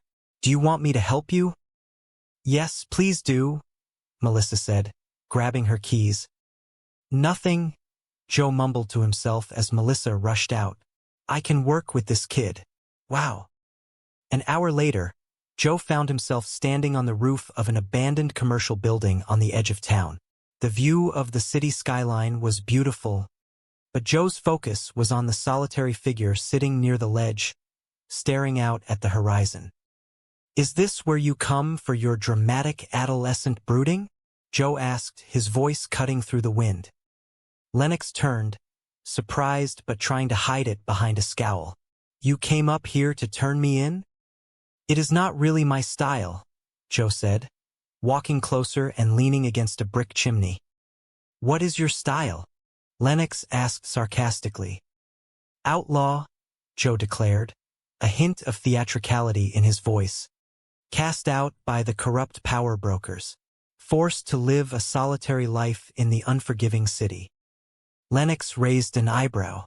Oh, kind of like Batman if he had been tragically demoted to a suburban nanny. Joe chuckled, genuinely amused. Nice. Very quick. Are you not supposed to be at a mandatory meeting at your principal's office right about now? Why should I go? Lennox asked, her voice cracking slightly with emotion. Crap goes on there at that school all the time. Miss Lent fires the beloved music teacher, completely gets rid of the marching band, and everybody is too afraid to talk about it. I am just tired of life being so incredibly unfair. How about for once things just be fair? Joe looked at her, dropping his playful demeanor. He saw a kid who was hurting deeply, lashing out because the ground beneath her had completely vanished. I would be upset too, if my mother and father completely bailed on me, Joe said softly. You are talking about Miss Lent? Lennox deflected quickly, looking away. If you say so, Joe replied, not pushing it. You do not know anything about me? Lennox snapped, wrapping her arms around her knees. You are right, I do not, Joe agreed. But what I really do not know about you is why you are taking all of this anger and pain out on your aunt. Because, Lennox started, but the words caught in her throat. Because she is the only person in the entire world who has not bailed on you, Joe finished for her. Look, I know she can get a little frantic and skitsy at times. Okay. All times. But since we are talking about what is fair in the world, do you really think it is fair that she has to go down to your school all alone and eat your giant bowl of stink for something that she did not even do? Lennox looked up at him, confusion breaking through her tough exterior. Big bowl of stink? What exactly is that? You will absolutely know when you have eaten one, Joe promised, offering a small, reassuring smile. Meanwhile, Melissa was sitting in a painfully uncomfortable chair in the principal's office. Miss Lent, a severe woman with no time for pleasantries, sat behind her massive mahogany desk, looking highly displeased. Any sign of our wandering Lennox? Miss Lent asked, her tone dripping with condescension. Oh, Miss Lent, look, Melissa started, leaning forward earnestly. I know what Lennox did with that poem was bad. Okay, really, really bad. But if any kid has the right to be upset about what life has handed her recently. Look, I am not trying to excuse Lennox's poor choices.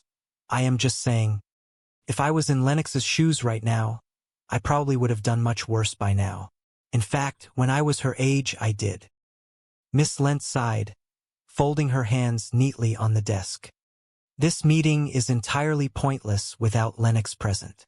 Why do we not just reschedule? Do you think you can manage to find her by, say, tomorrow afternoon? Miss Lent asked, checking her immaculate planner. Oh, tomorrow's city council session is an all-day event, Melissa explained, feeling a headache coming on.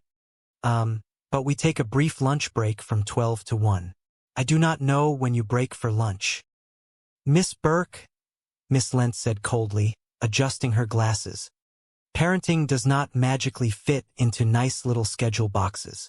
You know, it might be highly helpful to look not just at what Lennox is doing wrong, but at the overall job you are doing as a guardian. Melissa felt a surge of defensive anger, but before she could formulate a polite but biting response, the office door slowly creaked open. Lennox stood in the doorway, looking nervous but resolute. Joe stood silently in the hallway behind her, giving Melissa a discreet thumbs up. She is doing okay, Lennox said, stepping into the room and standing next to Melissa's chair. Melissa looked up at her niece, completely stunned. Hey, Lennox said softly to Melissa, before turning to face the principal. I am sorry I am late, Miss Lennox.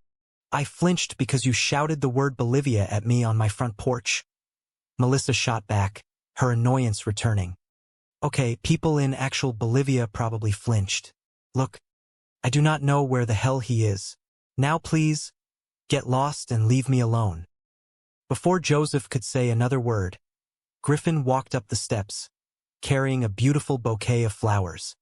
He looked impeccably dressed and smelled wonderful. Hi, Griffin, Melissa said, her voice softening immediately. Hey, do you not look nice? And you smell so handsome. Griffin smiled, glancing warily at Joseph. Who is this guy? Oh, no guy, Melissa said quickly. He is nobody. She turned to Griffin, her heart aching with disappointment. Look, Griffin, I know you have waited a long time for this date, and so have I. I mean, look at us. We look great, but I have a niece in absolute crisis right now. And I really want to go on this date, but, you know, I have to spend some time with her tonight. I so want to be spending time with you, but, man, you smell great. Griffin's face fell, but he nodded understandingly. I get it, Mel. Family comes first. Look, I am really excited to go on this date eventually, Melissa promised, stepping closer and taking the flowers. I just cannot go on it tonight, so let me do this. She leaned in and kissed him. It was a long, sweeping, incredibly romantic kiss right there on the front porch. When she finally pulled away, Griffin looked wonderfully dazed. There, Melissa whispered, smiling softly. That should hold you for a few weeks. Maybe more. We just do not know. Wow, Griffin managed to say, catching his breath. That is a whole bucket of wonderful. Griffin reluctantly turned and walked down the steps, leaving Melissa standing on the porch with Joseph, who had watched the entire exchange with raised eyebrows. Hi, Rhonda, Melissa called out as her assistant came to the door. I know I am late. Really? That late? Rhonda asked, stepping outside. Yes, I filled out the paperwork for the nanny agency. It is right here. No kidding, Joseph interrupted, his ears perking up at the word nanny. I am late? You should have said that before. Oh, dear heaven, Melissa groaned, rubbing her face. Relax. It is a happy visit today, Joseph said, his tone shifting to one of desperate salesmanship. May I come in? No, Melissa said firmly. So I found the city budget online last night, Joseph continued, ignoring her refusal and leaning against the doorframe. And I went through it. Here is a thought. The cash in the general fund that is just sitting there? Hire me as a financial consultant, and I will double your rate of return. That way, you will have enough money for the smaller class sizes and the extra garbage pickups. And pie for everyone. Melissa could not help but laugh at the sheer audacity of the man. That sounds like a great plan, and I would sign up immediately if you were not a complete lunatic. Joseph Longo is not a lunatic, he stated proudly, though his eyes betrayed his desperation. Joe Longo? You are Joe Longo? You ran Lewis's commodities division. You made him millions. Legitimate millions. Yeah. Before your brother-in-law threw it all away. Sorry, Melissa said, her tone softening slightly as she remembered the news articles about the collapse of Lewis's company. Happy visit, remember? Yeah, you went all Bolivia there for a minute, Joe noted. Yeah, so what do you think? Maybe you could get me a job downtown? There is a strict hiring freeze in the local government, Melissa explained sympathetically. I am really sorry you lost your job. Yeah, that is old news, Joe sighed, staring out at the street. Yesterday, I lost my beautiful condo. Yeah, well, I really need to get back inside. And now they are about to repossess my car, Joe added, pointing to a sleek, expensive Porsche parked at the curb. Oh. But here is the morning's really big headline. The adorable Mrs. Longo has decamped to her mother's house and left me. Melissa paused, genuine sympathy welling up inside her. Joe had lost absolutely everything because of her family's misdeeds. Oh goodness, I am really going to miss that car. How can I put this nicely? Melissa started trying to set boundaries. I have got my own massive problems right now. So you are not going to help me? Joe asked, looking genuinely lost. Do you live in my district? Now that I am effectively living in my car, yes, I suppose I do. Melissa sighed, pinching the bridge of her nose. Look, I have got council meetings, a massive trash revolt, a teenager on the absolute brink of disaster, and I am in desperate need of professional help. For the household, not for me. Joe looked at the nanny agency paperwork in Melissa's hand. You are not going to find anybody good this way. This salary you are offering absolutely stinks. It is barely a living. It includes meals, Melissa defended, which she will be cooking, because otherwise the people in this house will starve. Joe challenged, standing up straighter. It has to be a woman? Only women need apply for a caretaking job. Melissa looked at him, completely baffled. Personal question. Did your hair get sick of you and leave? Or is the shaved head a choice? This is a choice, Joe said, rubbing his bald head defensively. All right. Look, we both know that is a severely lowball offer for a nanny. All right, so come on. What is your absolute top number there? Melissa narrowed her eyes, realizing what he was suggesting. That is my top number. All right, you have got a deal, Joe said, extending his hand. I cannot start until Monday. Who offered you a job? Melissa asked, crossing her arms in disbelief. All right, I can start today, Joe conceded quickly. I am just going to have to, move a few things around. Mostly my car.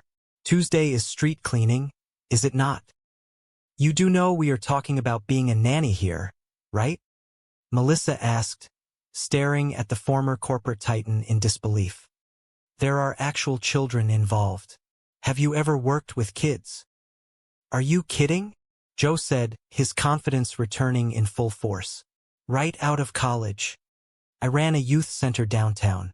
I was in charge of 50 troubled teenagers. Cooked them nutritious meals.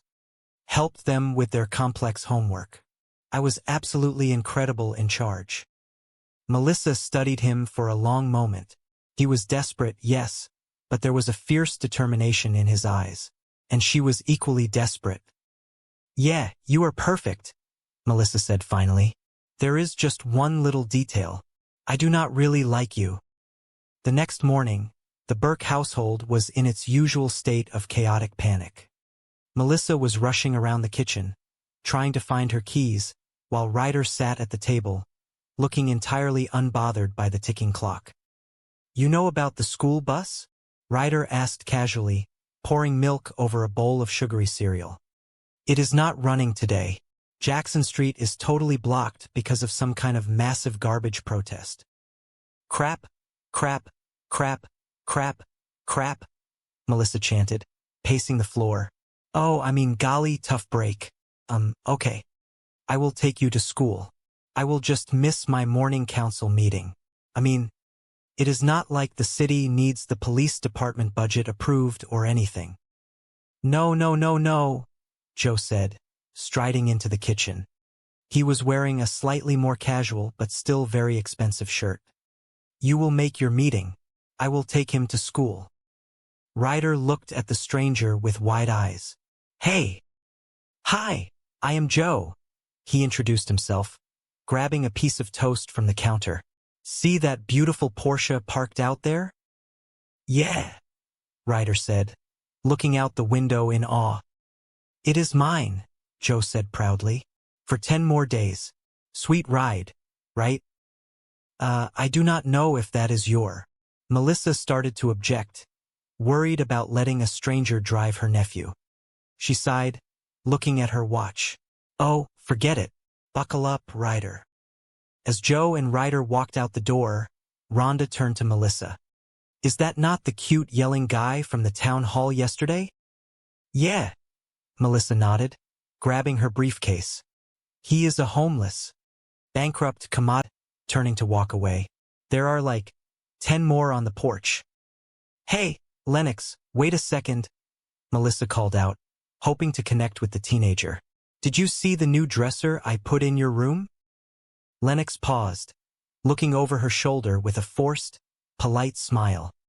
Yeah, it is really cute, but I am okay. I have got my suitcases. Melissa felt a familiar sting of sadness. She thinks living here is temporary? She whispered to herself. Since moving in 2 months ago, Lennox had kept all her belongings packed in luggage, a silent protest against the upheaval of her life. Well, she no longer tells me what she thinks, Melissa confided to Griffin, her shoulders slumping slightly. It used to be, I will sneak out of the house, Aunt Mel, or let us get matching tattoos. Aunt Mel. Now it is just because I said so, Aunt Mel. I do horrible things, like put furniture in her room. Clearly, I am a monster. Griffin placed a comforting hand on her shoulder. Of course she is difficult right now. Do you not remember what you were like at 15? Not very clearly, Melissa admitted with a self-deprecating laugh. I was a handful, that is for sure. Just then, Rhonda, Melissa's ever-reliable assistant and makeshift babysitter, walked into the living room. Rhonda was sharp, efficient, and always ready to help keep Melissa's chaotic life on track. I am going out tonight, Melissa announced to the room, feeling a surge of excitement. So Rhonda is staying with you guys if you need anything. Ryder, Melissa's teenage nephew, bounded into the room, tossing a basketball from hand to hand. He was younger than Lennox, sweet-natured, but severely lacking in academic focus. Coach says you need a better jump shot, Ryder said, looking at Rhonda hopefully. You got one of those? Rhonda crossed her arms and smiled confidently. Yes, we Asian women are all about the hoops. She turned to Ryder with a stern but affectionate look. So, if you have got any homework, do it. And beyond that, just, be good and do not torch the place, Ryder suggested innocently. Yes, Rhonda agreed. Melissa rushed to her nephew's defense. It was one little single alarm fire at his old house, the week his dad ran off. He was angry. He just stacked 20 of his father's expensive suits on the driveway, added some top-shelf cognac, and lit them up. In a way, it makes sense, Rhonda mused. We all need to let things out every now and then. No, we do not, Melissa corrected quickly, not wanting to encourage arson. The urge to set things on fire, we repress. That is what healthy people do. Thank you for babysitting, Rhonda. I have not had a real date since the kids moved in. It has been so long. I am actually nervous. Melissa hurried upstairs to her bedroom, pulling 2 different outfits from her closet. She held them up for Rhonda to inspect. All right, what do you think? These clothes say smart, independent, bright political future. These clothes say former bad girl who still knows how to have a good time. The second one, Rhonda said without hesitation. She is back. What, are you going hiking in the first one? Where are those? That is definitely yours. Before Melissa could begin changing, the telephone rang. Rhonda picked it up. Hello? Yes, hello. The school principal. Melissa froze, the dresses dropping from her hands. She hurried over and took the receiver. Miss Lent? Yes, this is Melissa. She did what? What did she do? When? Where? Really? Today? Melissa felt the color drain from her face as she listened to the stern voice of the high school principal on the other end of the line. Lennox did that? Miss Lent, I find that hard to believe. No. She did not tell me. It is not at all typical of her behavior. Of course I believe you. I know when something is serious. It is really serious. I am really sorry that this happened. I will talk to Lennox. But I am telling you, this could not have happened.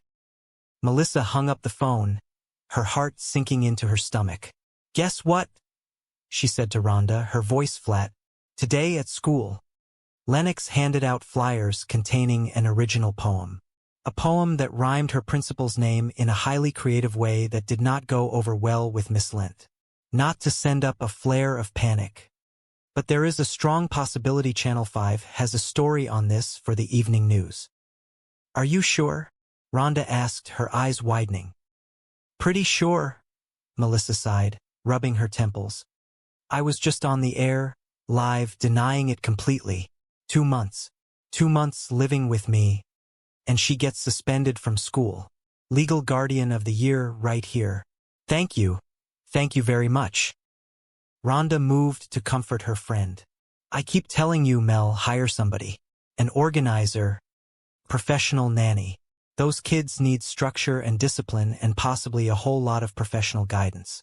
And you, my dear, cannot do everything. Well, maybe not everything, Melissa admitted, her resolve hardening. But I can certainly do this. It is just a matter of going up to her room and setting that girl straight. I have not moved yet. Have I? Why is my sister not here to discipline her own daughter? Oh, right, because she is locked up in federal prison. Taking a deep breath, Melissa marched up the stairs and knocked softly on Lennox's bedroom door before opening it. The room was exactly as she had left it, the new dresser empty, the suitcases serving as makeshift closets. Lennox was sitting on her bed, scrolling mindlessly through her phone. Remember you and me at the Fall Out Boy concert? Melissa asked gently, trying to build a bridge before delivering the heavy news. I just found this old picture of us. Oh, you mean the picture that was hanging very obviously in the hallway outside my door? Lennox replied, not looking up. Not obviously, Melissa corrected with a warm smile. Affectionately, that was some night. Huh? Fall Out Boy. We had so much fun. Where are we going with this? I was just remembering the good times. You know, when we shared things, told each other things, important things, like things that happened. Today. Lennox finally looked up, her expression guarded. Oh, come on. You did not think I got suspended with something you might actually share. Okay, I will share this, Lennox sighed, tossing her phone onto the mattress. Miss Lent is a tyrant, a complete dictator. Why could you not have just called her that? Melissa asked, genuinely exasperated. Instead of writing a poem that, you know.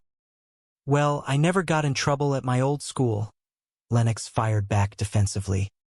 That is because your parents bought the school an indoor pool, Melissa pointed out gently. It did not even have a spa, Lennox muttered, crossing her arms. Like, what is up with that? Whatever. Look, Lennox, Melissa said, her tone shifting to one of authority. Miss Lent is expecting an apology. You and I have an appointment down in her office at 3:00 tomorrow afternoon. Great. You let me know how that goes. Lennox, until you talk to her and apologize, you cannot go back to school, Melissa explained patiently. Oh, well, guess I am not going back to school then, Lennox retorted, turning her back to her aunt. Of course you are, Melissa insisted, stepping closer. This is your education. Nothing is more important. The doorbell rang downstairs. Melissa closed her eyes, letting out a frustrated breath. Oh, that is my date. Oh, I have more to say to you. You just stay right there. I will be quick. Melissa hurried downstairs, throwing open the front door, expecting to see Griffin's smiling face. Instead, she found Joseph Longo standing on her porch. He looked entirely different from the angry man at the town hall. His shoulders were slumped, and his expensive suit looked even more rumpled than before. Oh, gross, Melissa muttered, clearly disappointed. I was expecting my date. I will be quick, Joseph said, holding his hands up in a placating gesture. I was a complete jackass down at City Hall today. I never should have crashed your meeting asking where your brother-in-law was. That was wrong. And I just wanted to come here and say that I am sorry. Melissa studied his face. The anger was gone, replaced by a profound exhaustion. Bolivia. Joseph suddenly blurted out. Louis is in Bolivia, is he not? You just flinched when I said it. And the messy life, there was a kindness there, a strange sort of competence that she, frankly, desperately needed. Yeah, Mel said softly. Let us give it a shot. How bad could you be? You will find out, will you not? Joe grinned. The next morning, Mel dragged herself into the kitchen. A cup of coffee clutched like a lifeline. Joe was already there, cooking eggs with an ease that suggested he had been doing it his whole life. So, how did your date go that lasted till 3 freaking a.m.? He asked, a teasing lilt in his voice. Leave me alone, Mom. It is not a school night, Mel mumbled, resting her head on the cool counter. And he was captain of the football team. God, wow. I just realized I have never actually had that conversation with my own mom. I would come in at 3 a.m., and she would send me back out for gin. She lifted her head, looking around the suspiciously quiet house. So, how did the kids get to bed? Ryder knocked out about 11, and Lennox was, 1:30. 1:30, Mel exclaimed, suddenly awake. All right, she just got in bed now when she heard the car pulling, Joe corrected. But she is caught up on, bio and math, and the 5th season of Lost. Suddenly, a loud banging on the front door startled them both. Army Delivery Council, babe? A deep voice bellowed from outside. Does it? What is that face? Did you forget something? Mel asked, her heart hammering in her chest. Hey! Joe yelled, rushing toward the door. Mel followed close behind, her eyes widening as she saw the massive man standing on her porch. Holy nuts! That guy is huge, she whispered. Mel, this guy. Joe started, panic rising in his voice. I am not kidding. This guy is huge, Mel. The heavy wooden doors of the city council chambers swung shut, but they could not completely muffle the restless energy of the crowd gathered inside. Melissa Burke stood at the front of the room, adjusting the microphone on the podium with a practiced, steady hand. She was a woman who commanded attention without needing to demand it. Dressed in a sharp, tailored blazer that projected authority and a soft silk blouse that hinted at her approachable nature, Melissa was the picture of a dedicated public servant. By day, she navigated the treacherous waters of local politics. By night, she was doing her best to navigate the even more complicated waters of her suddenly chaotic personal life. The heat in the room was palpable, both literal and metaphorical. The citizens of the district were unhappy, and they had come to let their voices be heard. Melissa took a deep breath, offering a warm but firm smile to the audience. She knew that turning on the heat during the day was the only way to get anything done in this town. People needed to feel heard, even if it meant she had to stand in the direct line of fire. Moving on to the next item on our agenda, Melissa announced, her voice echoing clearly across the vast room. The council story is up. From now on, we are capping elementary school class sizes at 22 students. A murmur rippled through the crowd. Some nodded in approval, understanding the vital importance of education, but others immediately bristled. Before the positive murmurs could take hold, a man in the third row shot up from his seat. His face was red with frustration, and he pointed an accusatory finger toward the podium. "This is garbage," the man shouted, his voice echoing off the high ceilings, which, by the way, is exactly what is piling up in front of my restaurant because you cut the garbage pickups to once a week. Melissa maintained her composure. She had anticipated this backlash. Politics was always a delicate balancing act of give and take. "Sir, I understand your frustration," she replied, her tone even and respectful. "However, a reduction in trash service is precisely what pays for the smaller class sizes for our children. We had to make a difficult choice to invest in the next generation." Just as she thought she had defused the situation, another man barged down the center aisle. He was carrying a large, dark plastic trash bag, his eyes wild with misplaced righteous indignation. He looked as though he was ready to hurl the bag right onto the council floor. Melissa stood her ground, refusing to flinch. She was a mature, rational adult, and she would not let this escalate into a circus. "Hey, do not be that guy," a deep, authoritative voice suddenly called out from the back of the room. All eyes turned to see a man stepping forward. He was ruggedly handsome, wearing a suit that had clearly cost a small fortune, though it looked a bit rumpled, as if he had been sleeping in it. This was Joseph Longo. "Do not be that guy that brings your garbage into a public arena and acts like a crazy person," Joseph continued, walking down the aisle to intercept the angry citizen. "Act like a gentleman. Thank you." The man with the trash bag hesitated, suddenly looking sheepish under the intense gaze of the stranger, and slowly lowered the bag. Melissa let out an internal sigh of relief, silently thanking the handsome stranger for his intervention. But Joseph was not finished. He turned his piercing gaze directly onto Melissa. "Now," he demanded, his voice carrying a mix of anger and exhaustion, "where in the world is the money your brother-in-law stole from me?" The room fell dead silent. Melissa felt a familiar pang of anxiety in her chest, but she quickly masked it with her seasoned political poise. Her brother-in-law, Louis, was a sore subject. He had run a massive corporate scheme, squandered millions, and vanished into thin air, leaving his wife, Melissa's sister, in federal prison, and their 2 teenage children entirely in Melissa's care. "What, my sister?" Melissa asked, her voice calm. "Okay, I understand you are upset, but that is not me. I am not responsible for his actions."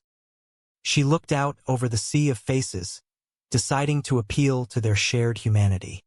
"Let me ask the room," Melissa said, opening her arms slightly. "Does anybody here have a relative they are not exactly proud of?" Slowly, hands began to rise across the room. First 1, then 3, then a dozen. Even the man who had yelled about the restaurant garbage tentatively raised his hand. "See," Melissa said, offering a small, empathetic smile to Joseph. "It is not just me, although at least my brother-in-law was cute." A ripple of light laughter broke the tension in the room. Joseph stared at her, slightly disarmed by her charm and quick wit, before shaking his head. "Yeah, I do not see it," he muttered, though the anger had largely drained from his posture. Later that evening, Melissa walked into her home, exhausted but relieved that the day was over. Her colleague and friend, Griffin, had accompanied her to the porch.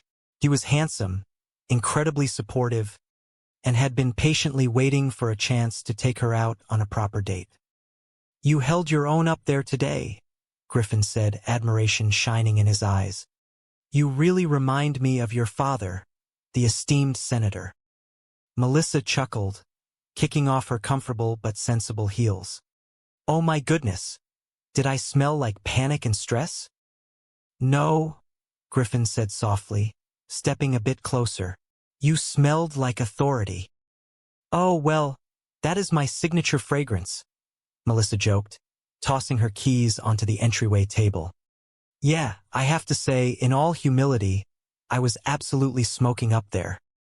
Up high, down low, Griffin said, offering a playful high five, which Melissa gladly returned. Plus, the unexpected appearance of that guy shouting about your brother-in-law and his various felonies totally shifted the focus of the meeting. I think you put the whole trash issue to bed. Aunt Mel.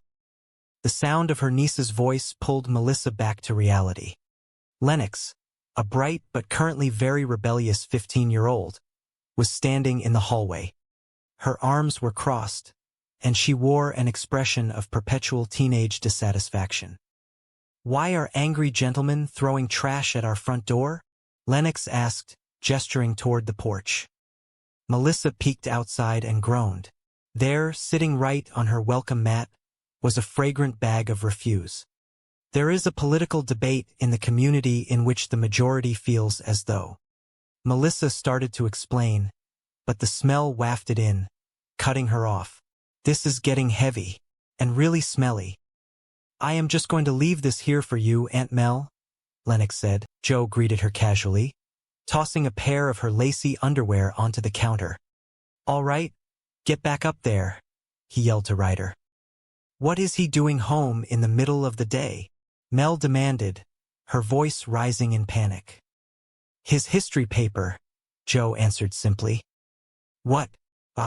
All right, pack the veins back in your forehead, Joe commanded gently.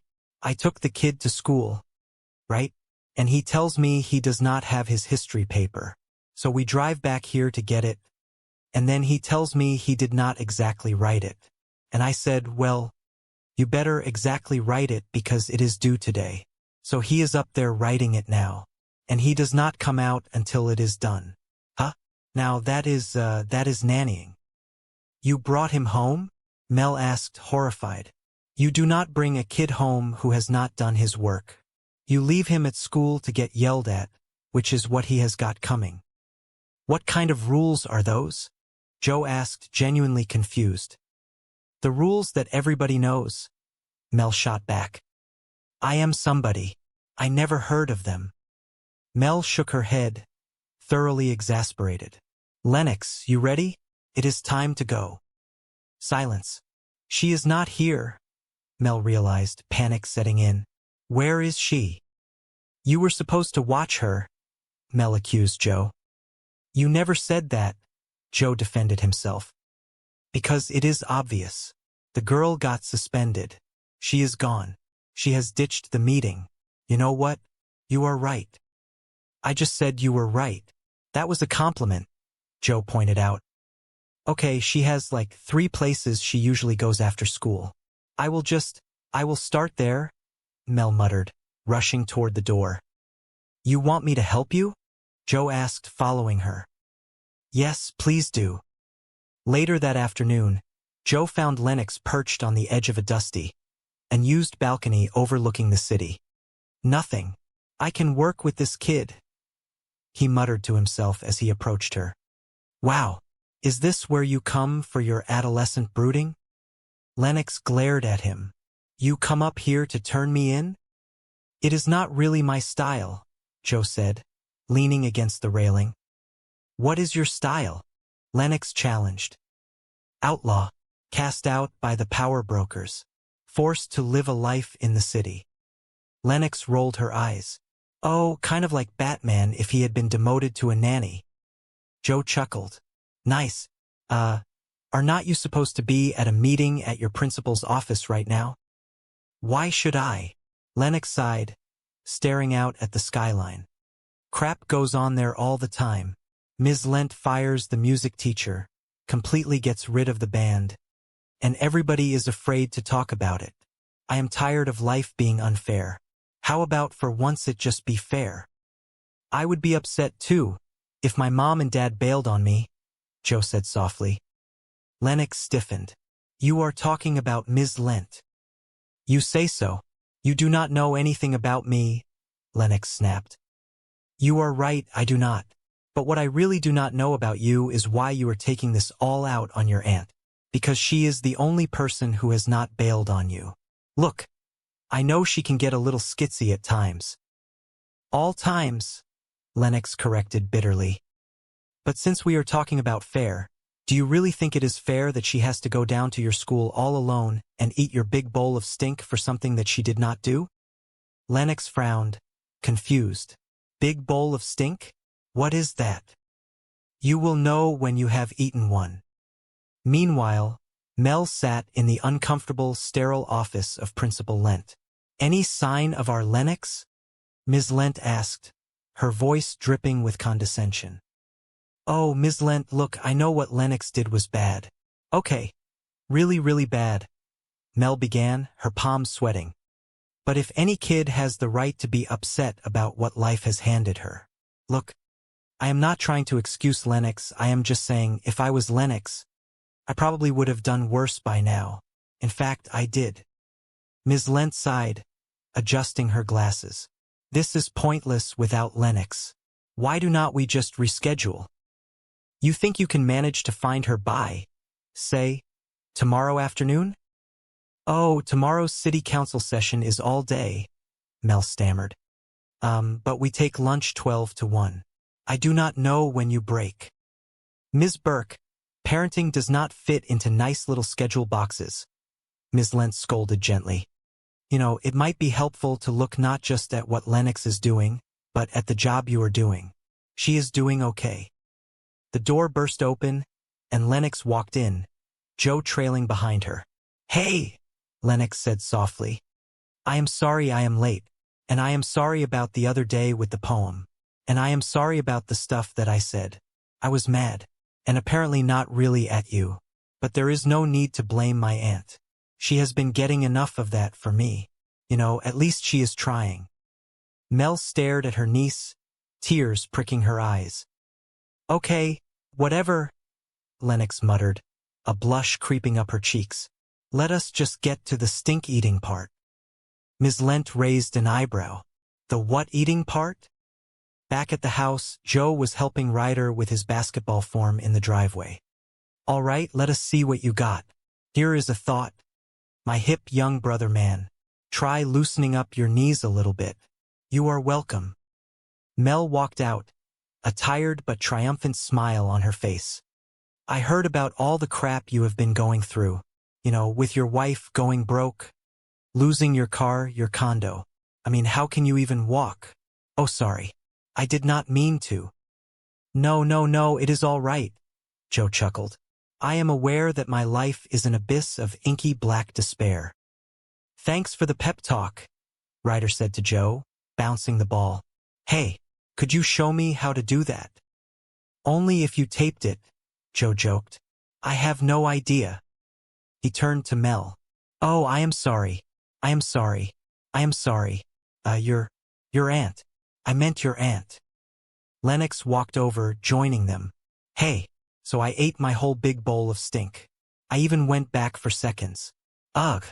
I am gonna go brush my teeth now. Hands? Mel demanded as soon as Lennox was inside, thrusting her palms out toward Joe. It was you. You talked her into going down there. How did you talk her into going down there? People like me. No, really, Mel insisted. I paid her $50, Joe confessed. Mel gasped. A bribe? That is terrible. Not only is that wrong, that is horrible parenting. Well, I am not a parent, and neither are you, Joe countered. Can I have $50? Ryder asked hopefully. No, Mel snapped. Then relax, all right? I wrote Lennox a personal check. Boing. Another very valuable life lesson. So is this how you ran your youth center right out of college? Mel asked, her voice laced with sarcasm. Oh, please, there was no youth center, Joe admitted. Can I speak to you in the other room? Mel asked through gritted teeth. Nice knowing you, Ryder called out cheerfully as they walked inside. Oh, I will be fine, Joe called back. In the kitchen, Mel rounded on him. You lie, you bribe. Is there anything you will not do? Windows, Joe answered simply. Look, Burke, I am just trying to help you out here, you know? I mean, I may have played it fast and loose, but Lennox apologized to that lung woman, right? Yes, she did, Mel admitted grudgingly.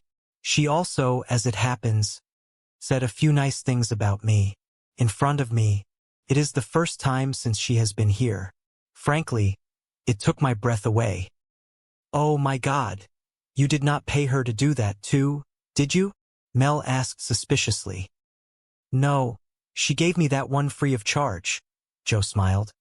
Although it may be my mere presence in this household that is sort of seamlessly pulling everything together. Mel rolled her eyes. Oh my God. Let us believe that. She paused, a thought striking her. Oh, I almost forgot. A Regency nanny has called. They said that Mrs. Dietrich is available and that she will be here 8 a.m. tomorrow morning. You did not think I could handle this, did you? To be honest, no, Joe replied honestly. Not until you, pulled all that confidence out of your ass. So, is this official now? Because, if not, I can just, hop in my house and drive away. Mel looked at him, truly looking at him for the first time. Beneath the bravado, well, I never got in trouble at my old school, Lennox pointed out defensively. That is because your parents bought the indoor pool, Mel retorted. It did not even have a spa. Like, what is up with that? Lennox grumbled. Whatever. Look, Miss Lent is expecting an apology, Mel stated firmly. You and I have an appointment down in her office at 3 o'clock tomorrow. Great. You let me know how that goes. Lennox shot back, turning to leave. Lennox, until you talk to her, you cannot go back to school. Oh, well, guess I am not going back to school. Of course you are. This is your education. Nothing is more important. The doorbell rang. Oh, that is my date, Mel gasped, instantly flustered. Oh, I have more to say. You just stay right there. I will. Stay. Oh, gross. I was expecting my date. She opened the door to find a man standing there, disheveled and frantic. It was the same man who had yelled at her during the council meeting. I will be quick, he said, his words tumbling out. I was a jackass down at City Hall. I never should have crashed your meeting asking where your brother-in-law was. That was wrong. And I just wanted to come here and say that I am sorry. Bolivia. Mel shouted suddenly. The man jumped back. Louis is in Bolivia, is he not? You just flinched, Mel observed, narrowing her eyes. I flinched because you shouted Bolivia, he explained, visibly shaken. Okay, people in Bolivia flinched. Look, I do not know where the hell he is. Now get lost and leave me alone. Just then, Griffin, Mel's date, walked up the steps. Hi, Griffin, Mel greeted him. A strained smile plastered on her face. Hey, do you not look nice and smell handsome? Who is this guy? She asked, gesturing vaguely toward the stranger. Oh, no guy, the stranger muttered. IMA, Griffin started. Look, Griffin, I know you have waited a long time for this date, and so have I. Mel interrupted, her voice pleading. I mean, look, great. Look, I have a niece in crisis and I really want to go on this date, but, I have to spend some time with her, and I so want to be spending time with you, but, man, you smell great. Griffin looked disappointed but understanding. Look, I am really excited to buy this date. I just cannot go on it, so let me do this. He leaned in and gave her a lingering kiss on the cheek. There, that should hold you for a few weeks, maybe more. We just do not know. Wow, Mel breathed as Griffin walked away. That is a whole bucket of gravy. The next morning, Mel was a flurry of nervous energy. Hi, Rhonda. I know I am late. Really? That late? Rhonda replied, looking up from her coffee. Yes, I filled out the paperwork for the nanny agency.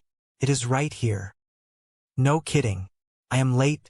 You should have said that before. Oh dear God. Relax. The doorbell rang again. Mel opened it to find the stranger from the night before, holding a manila folder. "It is a happy visit today," he announced cheerfully. "May I?" Mel asked, moving to shut the door. "No," he said, stepping inside. "So I found the city budget online last night, and I went through it. Here is a thought. The cash in the general fund that is just sitting there? Hire me and I will double your rate of return. That way, you will have enough money for smaller class sizes and extra garbage pickups. And pie for everyone." Mel stared at him, bewildered. "That sounds like a great plan, and I would sign up immediately if you were not a complete lunatic." The man drew himself up. "Joseph Longo is not a lunatic." "Joe Longo? You are Joe Longo," Mel exclaimed, realization dawning on her. "You ran Lewis's commodities division. You made him millions. Legitimate millions, yeah. Your bastard brother-in-law pissed away." Joe's face darkened. "Sorry. Happy visit." "Yeah, you went all Bolivia there for a minute," Mel noted. "Yeah, so what do you think? Maybe you could get me a job downtown?" "There is a hiring freeze," Mel told him gently. "I am really sorry you lost your job." "Yeah, that is old news," Joe sighed, rubbing the back of his neck. "Yesterday, I lost my condo. Yeah, well, I really need to, and now they are about to repossess my car. Oh. But here is the morning's big headline. The adorable Mrs. Longo has decamped to her mother's house." "Oh God, I am really gonna miss that car," Joe added, a note of genuine sorrow in his voice. "How can I put this nicely?" Mel began, her patience wearing thin. I have got my own problems. So you are not gonna help me? Do you live in my district? Now that I am living in my car." "Yeah. Look, I have got meetings, a trash revolt, a kid on the brink, and I am in desperate need of professional help. For the household, not me." Joe glanced at the nanny agency paperwork on the table. "You are not gonna find anybody this way. This salary sucks." "It is living," Mel defended. "It includes meals, which she will be cooking because otherwise people will starve." "She? It has to be a woman? Only, vagina Americans need apply." "Personal question, did your hair get sick of you and leave?" Mel shot back. "This is a choice," Joe said, defensive. All right, Mel sighed, rubbing her temples. Look. We both know that is a lowball offer, all right? So come on. What is your top number there?" "That is my top number," Mel insisted. "All right, you gotta deal with it," Joe said, extending a hand. "I cannot start till Monday." "Who offered you a job?" Mel demanded, taken aback. "All right, I can start today. I am just gonna have to, move a few things around. Mostly my car. Tuesday is street cleaning, is it not?" "You do know we are talking about a nanny here, right?" Mel asked incredulously. "There are children involved. You ever work with kids?" "Are you kidding?" Joe scoffed. "Right out of college. I ran a youth center downtown. I was in charge of 50 teenagers. Cooked them meals. Helped them with their homework. I was Charles Friggin in charge." "Yeah, you are perfect," Mel said slowly, a plan forming in her mind. "There is just one little detail. I do not really like you." Before Joe could respond, Ryder burst into the room, breathless. "You know about school bus? Not running today. Jackson Street block because some kind of garbage protest." Crap, Mel muttered, her stress level skyrocketing. "Oh, I mean, golly, tough break. Okay, I will take you. I will just miss my meeting. I mean, it is not like we need the police department." No, Joe interjected smoothly. "You will make your meeting. I will take him." He turned to Ryder with a charming smile. "Hey, hi, I am Joe. See that Porsche out there? Yeah, it is mine. For 10 more days. Sweet. I do not know if that is your. Oh, screw it. Buckle up. Mel watched them leave, dumbfounded. Is not that the cute yelling guy from yesterday? Rhonda asked, stepping into the kitchen. Yeah, he is a homeless commodities trader. He is taking care of the kids. Mel laughed nervously. How high do I sound right now? Bottom line, she sounds great. The perfect nanny. You were right, Rhonda said, giving Mel a sympathetic pat on the shoulder. I cannot do this alone. What, commodities trader? Rhonda clarified. No, he is just temporary, Mel assured her. And he is not cute. No, he is not. He has no hair. Okay. Before we pull the nanny trigger, when do I interview this lady? Mel asked, her phone pressed to her ear. Hello. Hold on a sec. Joe walked back into the kitchen, looking thoroughly exasperated. Hey, let me ask you something. When is the last time anybody did any laundry in this household? You people live like pigs. Mel gasped, her eyes widening. These are my delicates. How did you get my delicates? Were you in my room? Yeah, Joe admitted without a hint of shame. Mel turned back to the phone. Pull the trigger. Hey Joe, you were right. I should have that sandwich now, Ryder called out from the living room. Hey Mel. A few hours later, Melissa was back home, pacing the living room floor. The stress of the upcoming meeting with the principal was gnawing at her. The sound of the front door opening made her jump. Joe walked in, followed closely by a very sullen-looking Ryder. Okay. Before we pull the nanny trigger, when do I interview this lady? Melissa muttered to herself. She looked up. Hey Mel. All right. Get back up there. Joe pointed firmly toward the staircase. Ryder trudged up the steps without a word. What is he doing home in the middle of the day? Melissa demanded. His history paper, Joe replied casually, heading toward the kitchen. What? All right. Pack the veins back into your forehead, Melissa warned, her temper flaring. Joe stopped and turned to face her, his tone calm but authoritative. I took the kid to school, right?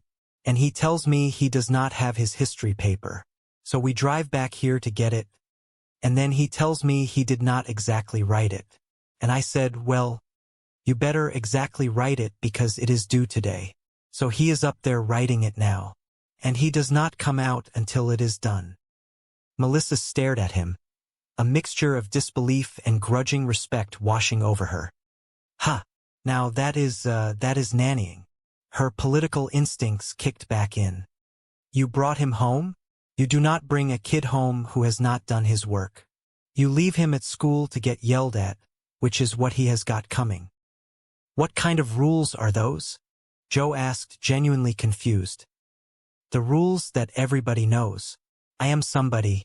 I never heard of them. Melissa shook her head, deciding to fight one battle at a time. Lennox, you ready? It is time to go. Silence answered her from the upper floor. Melissa marched to the base of the stairs. She is not here. Where is she? You were supposed to watch her. You never said that, Joe defended himself. Because it is obvious. The girl got suspended. She is gone. She has ditched the meeting. Joe rubbed his chin thoughtfully. You know what? You are right. Melissa blinked, surprised by the easy concession. I just said you were right. That was a compliment. Okay, she has like 3 places she usually goes after school. I will start there. You want me to help you? Joe offered. Yes, please do. As Melissa rushed out the front door to search the neighborhood, Joe decided to take a different approach. He knew the mind of someone who felt cornered and angry. He walked upstairs, passing Ryder's room where the faint sound of furious typing could be heard, and headed straight for the small access door that led out onto the roof. He pushed the door open and stepped out into the crisp afternoon air. Lennox was sitting near the edge, her knees pulled up to her chest, staring out at the city skyline. Nothing, Joe said aloud to himself. I can work with this kid. Wow. Lennox did not turn around. Is this where you come for your adolescent brooding? Joe asked, walking over and sitting down a few feet away from her. You come up here to turn me in? Lennox asked, her voice tight with defensive anger. It is not really my style, Joe replied casually. What is your style? Outlaw, cast out by the power brokers, forced to live a life in the city. Lennox finally looked at him, a tiny, reluctant smile playing on her lips. Oh, kind of like Batman if he had been demoted to a nanny. Nice, Joe chuckled. He let the silence stretch for a moment before getting down to business. Are you not supposed to be at a meeting at your principal's office right now? Why should I? Lennox fired back, the anger returning instantly. Crap goes on there all the time. Mrs. Lent fires the music teacher, completely gets rid of the band, and everybody is afraid to talk about it. I am tired of life being unfair. How about for once it just be fair? Joe looked out at the skyline, his own recent losses weighing heavily on his mind. The condo, the car, his career, his marriage. He knew exactly what unfair felt like. I would be upset too, if my mom and dad bailed on me, Joe said softly. Lennox flinched, the words striking a deep, painful chord. You are talking about Mrs. Lent. If you say so. You do not know anything about me, Lennox said, her voice cracking slightly. You are right, I do not, Joe agreed. But what I really do not know about you is why you are taking this all out on your aunt. Because she is the only person who has not bailed on you. Lennox looked down at her hands, the fight slowly draining out of her. Look, I know she can get a little frantic at times, Joe continued gently. All times, Lennox muttered. But since we are talking about fair, Joe said, leaning forward to catch her eye, do you really think it is fair that she has to go down to your school all alone and eat your big bowl of stink for something that she did not do? Lennox frowned, genuinely confused by the strange metaphor. Big bowl of stink? What is that? Joe smiled, a sad, knowing expression. You will know when you have eaten one. Down at the school, Melissa sat in the painfully uncomfortable wooden chair opposite the principal's massive oak desk. Mrs. Lentz sat behind it, her hands steepled together, projecting an aura of absolute, unforgiving authority. Any sign of our Lennox? Mrs. Lent asked, her tone dripping with passive-aggressive disappointment. Melissa shifted uncomfortably, gripping the edges of her purse. Oh, Mrs. Lent, look, I know what Lennox did was bad. Okay, really, really bad. But if any kid has the right to be upset about what life has handed her. Look, I am not trying to excuse Lennox. I am just saying if I was Lennox, I probably would have done worse by now. In fact, I did. Mrs. Lent was entirely unmoved. This is pointless without Lennox. Why do we not just reschedule? You think you can manage to find her by, say, tomorrow afternoon? Melissa pulled out her heavily scheduled planner. Oh, tomorrow's city council session is all day. But we take lunch from 12 to 1. I do not know when you break. Mrs. Lent sighed heavily, a sound designed to induce maximum guilt. Mrs. Burke, parenting does not fit into nice little schedule boxes. You know, it might be helpful to look not just at what Lennox is doing, but at the job you are doing. Melissa felt a hot flush of anger and shame creeping up her neck. Before she could form a coherent defense, the office door swung open. She is doing okay, a voice announced firmly. Melissa whipped around. Lennox was standing in the doorway, her chin held high. Joe was standing right behind her, offering Melissa a reassuring wink. Hey, Lennox said, walking into the room and taking the empty chair next to her aunt. She turned to the principal. I am sorry I am late, and I am sorry about the other day with the poem, and I am sorry about the stuff that I said. I was mad, and apparently not really at you, but there is no need to blame my aunt. She has been getting enough of that for me. You know, at least she is trying. Melissa stared at her niece, completely speechless. A massive weight seemed to lift from her chest, replaced by a swelling sense of pride and affection. Lennox turned to Melissa, offering a small, genuine smile. Okay, whatever. Let us just get to the stink-eating part. The what-eating part? Mrs. Lent asked, completely bewildered. Later that evening, the house was finally quiet. The tension that had gripped the family all day had dissolved, replaced by a strange, fragile peace. In the living room, Joe was demonstrating a complex basketball maneuver to Ryder, who was watching with rapt attention. All right, let us see what you got, Joe encouraged the boy. Here is a thought. My hip young brother man. Try loosening up your knees a little bit. You are welcome. Ryder tried the move, looking surprisingly fluid. He stopped and looked at Joe, a rare expression of empathy crossing his face. I heard about all the crap you have been going through, with your wife going broke, losing your car, your condo. I mean, how can you even walk? He paused, realizing his words might have been too blunt. Oh, sorry. I did not mean to. No, it is all right, Joe said, waving off the apology with a self-deprecating laugh. I am aware that my life is an abyss of inky black despair. Thanks for the pep talk. Ryder grinned. Hey, could you show me how to do that?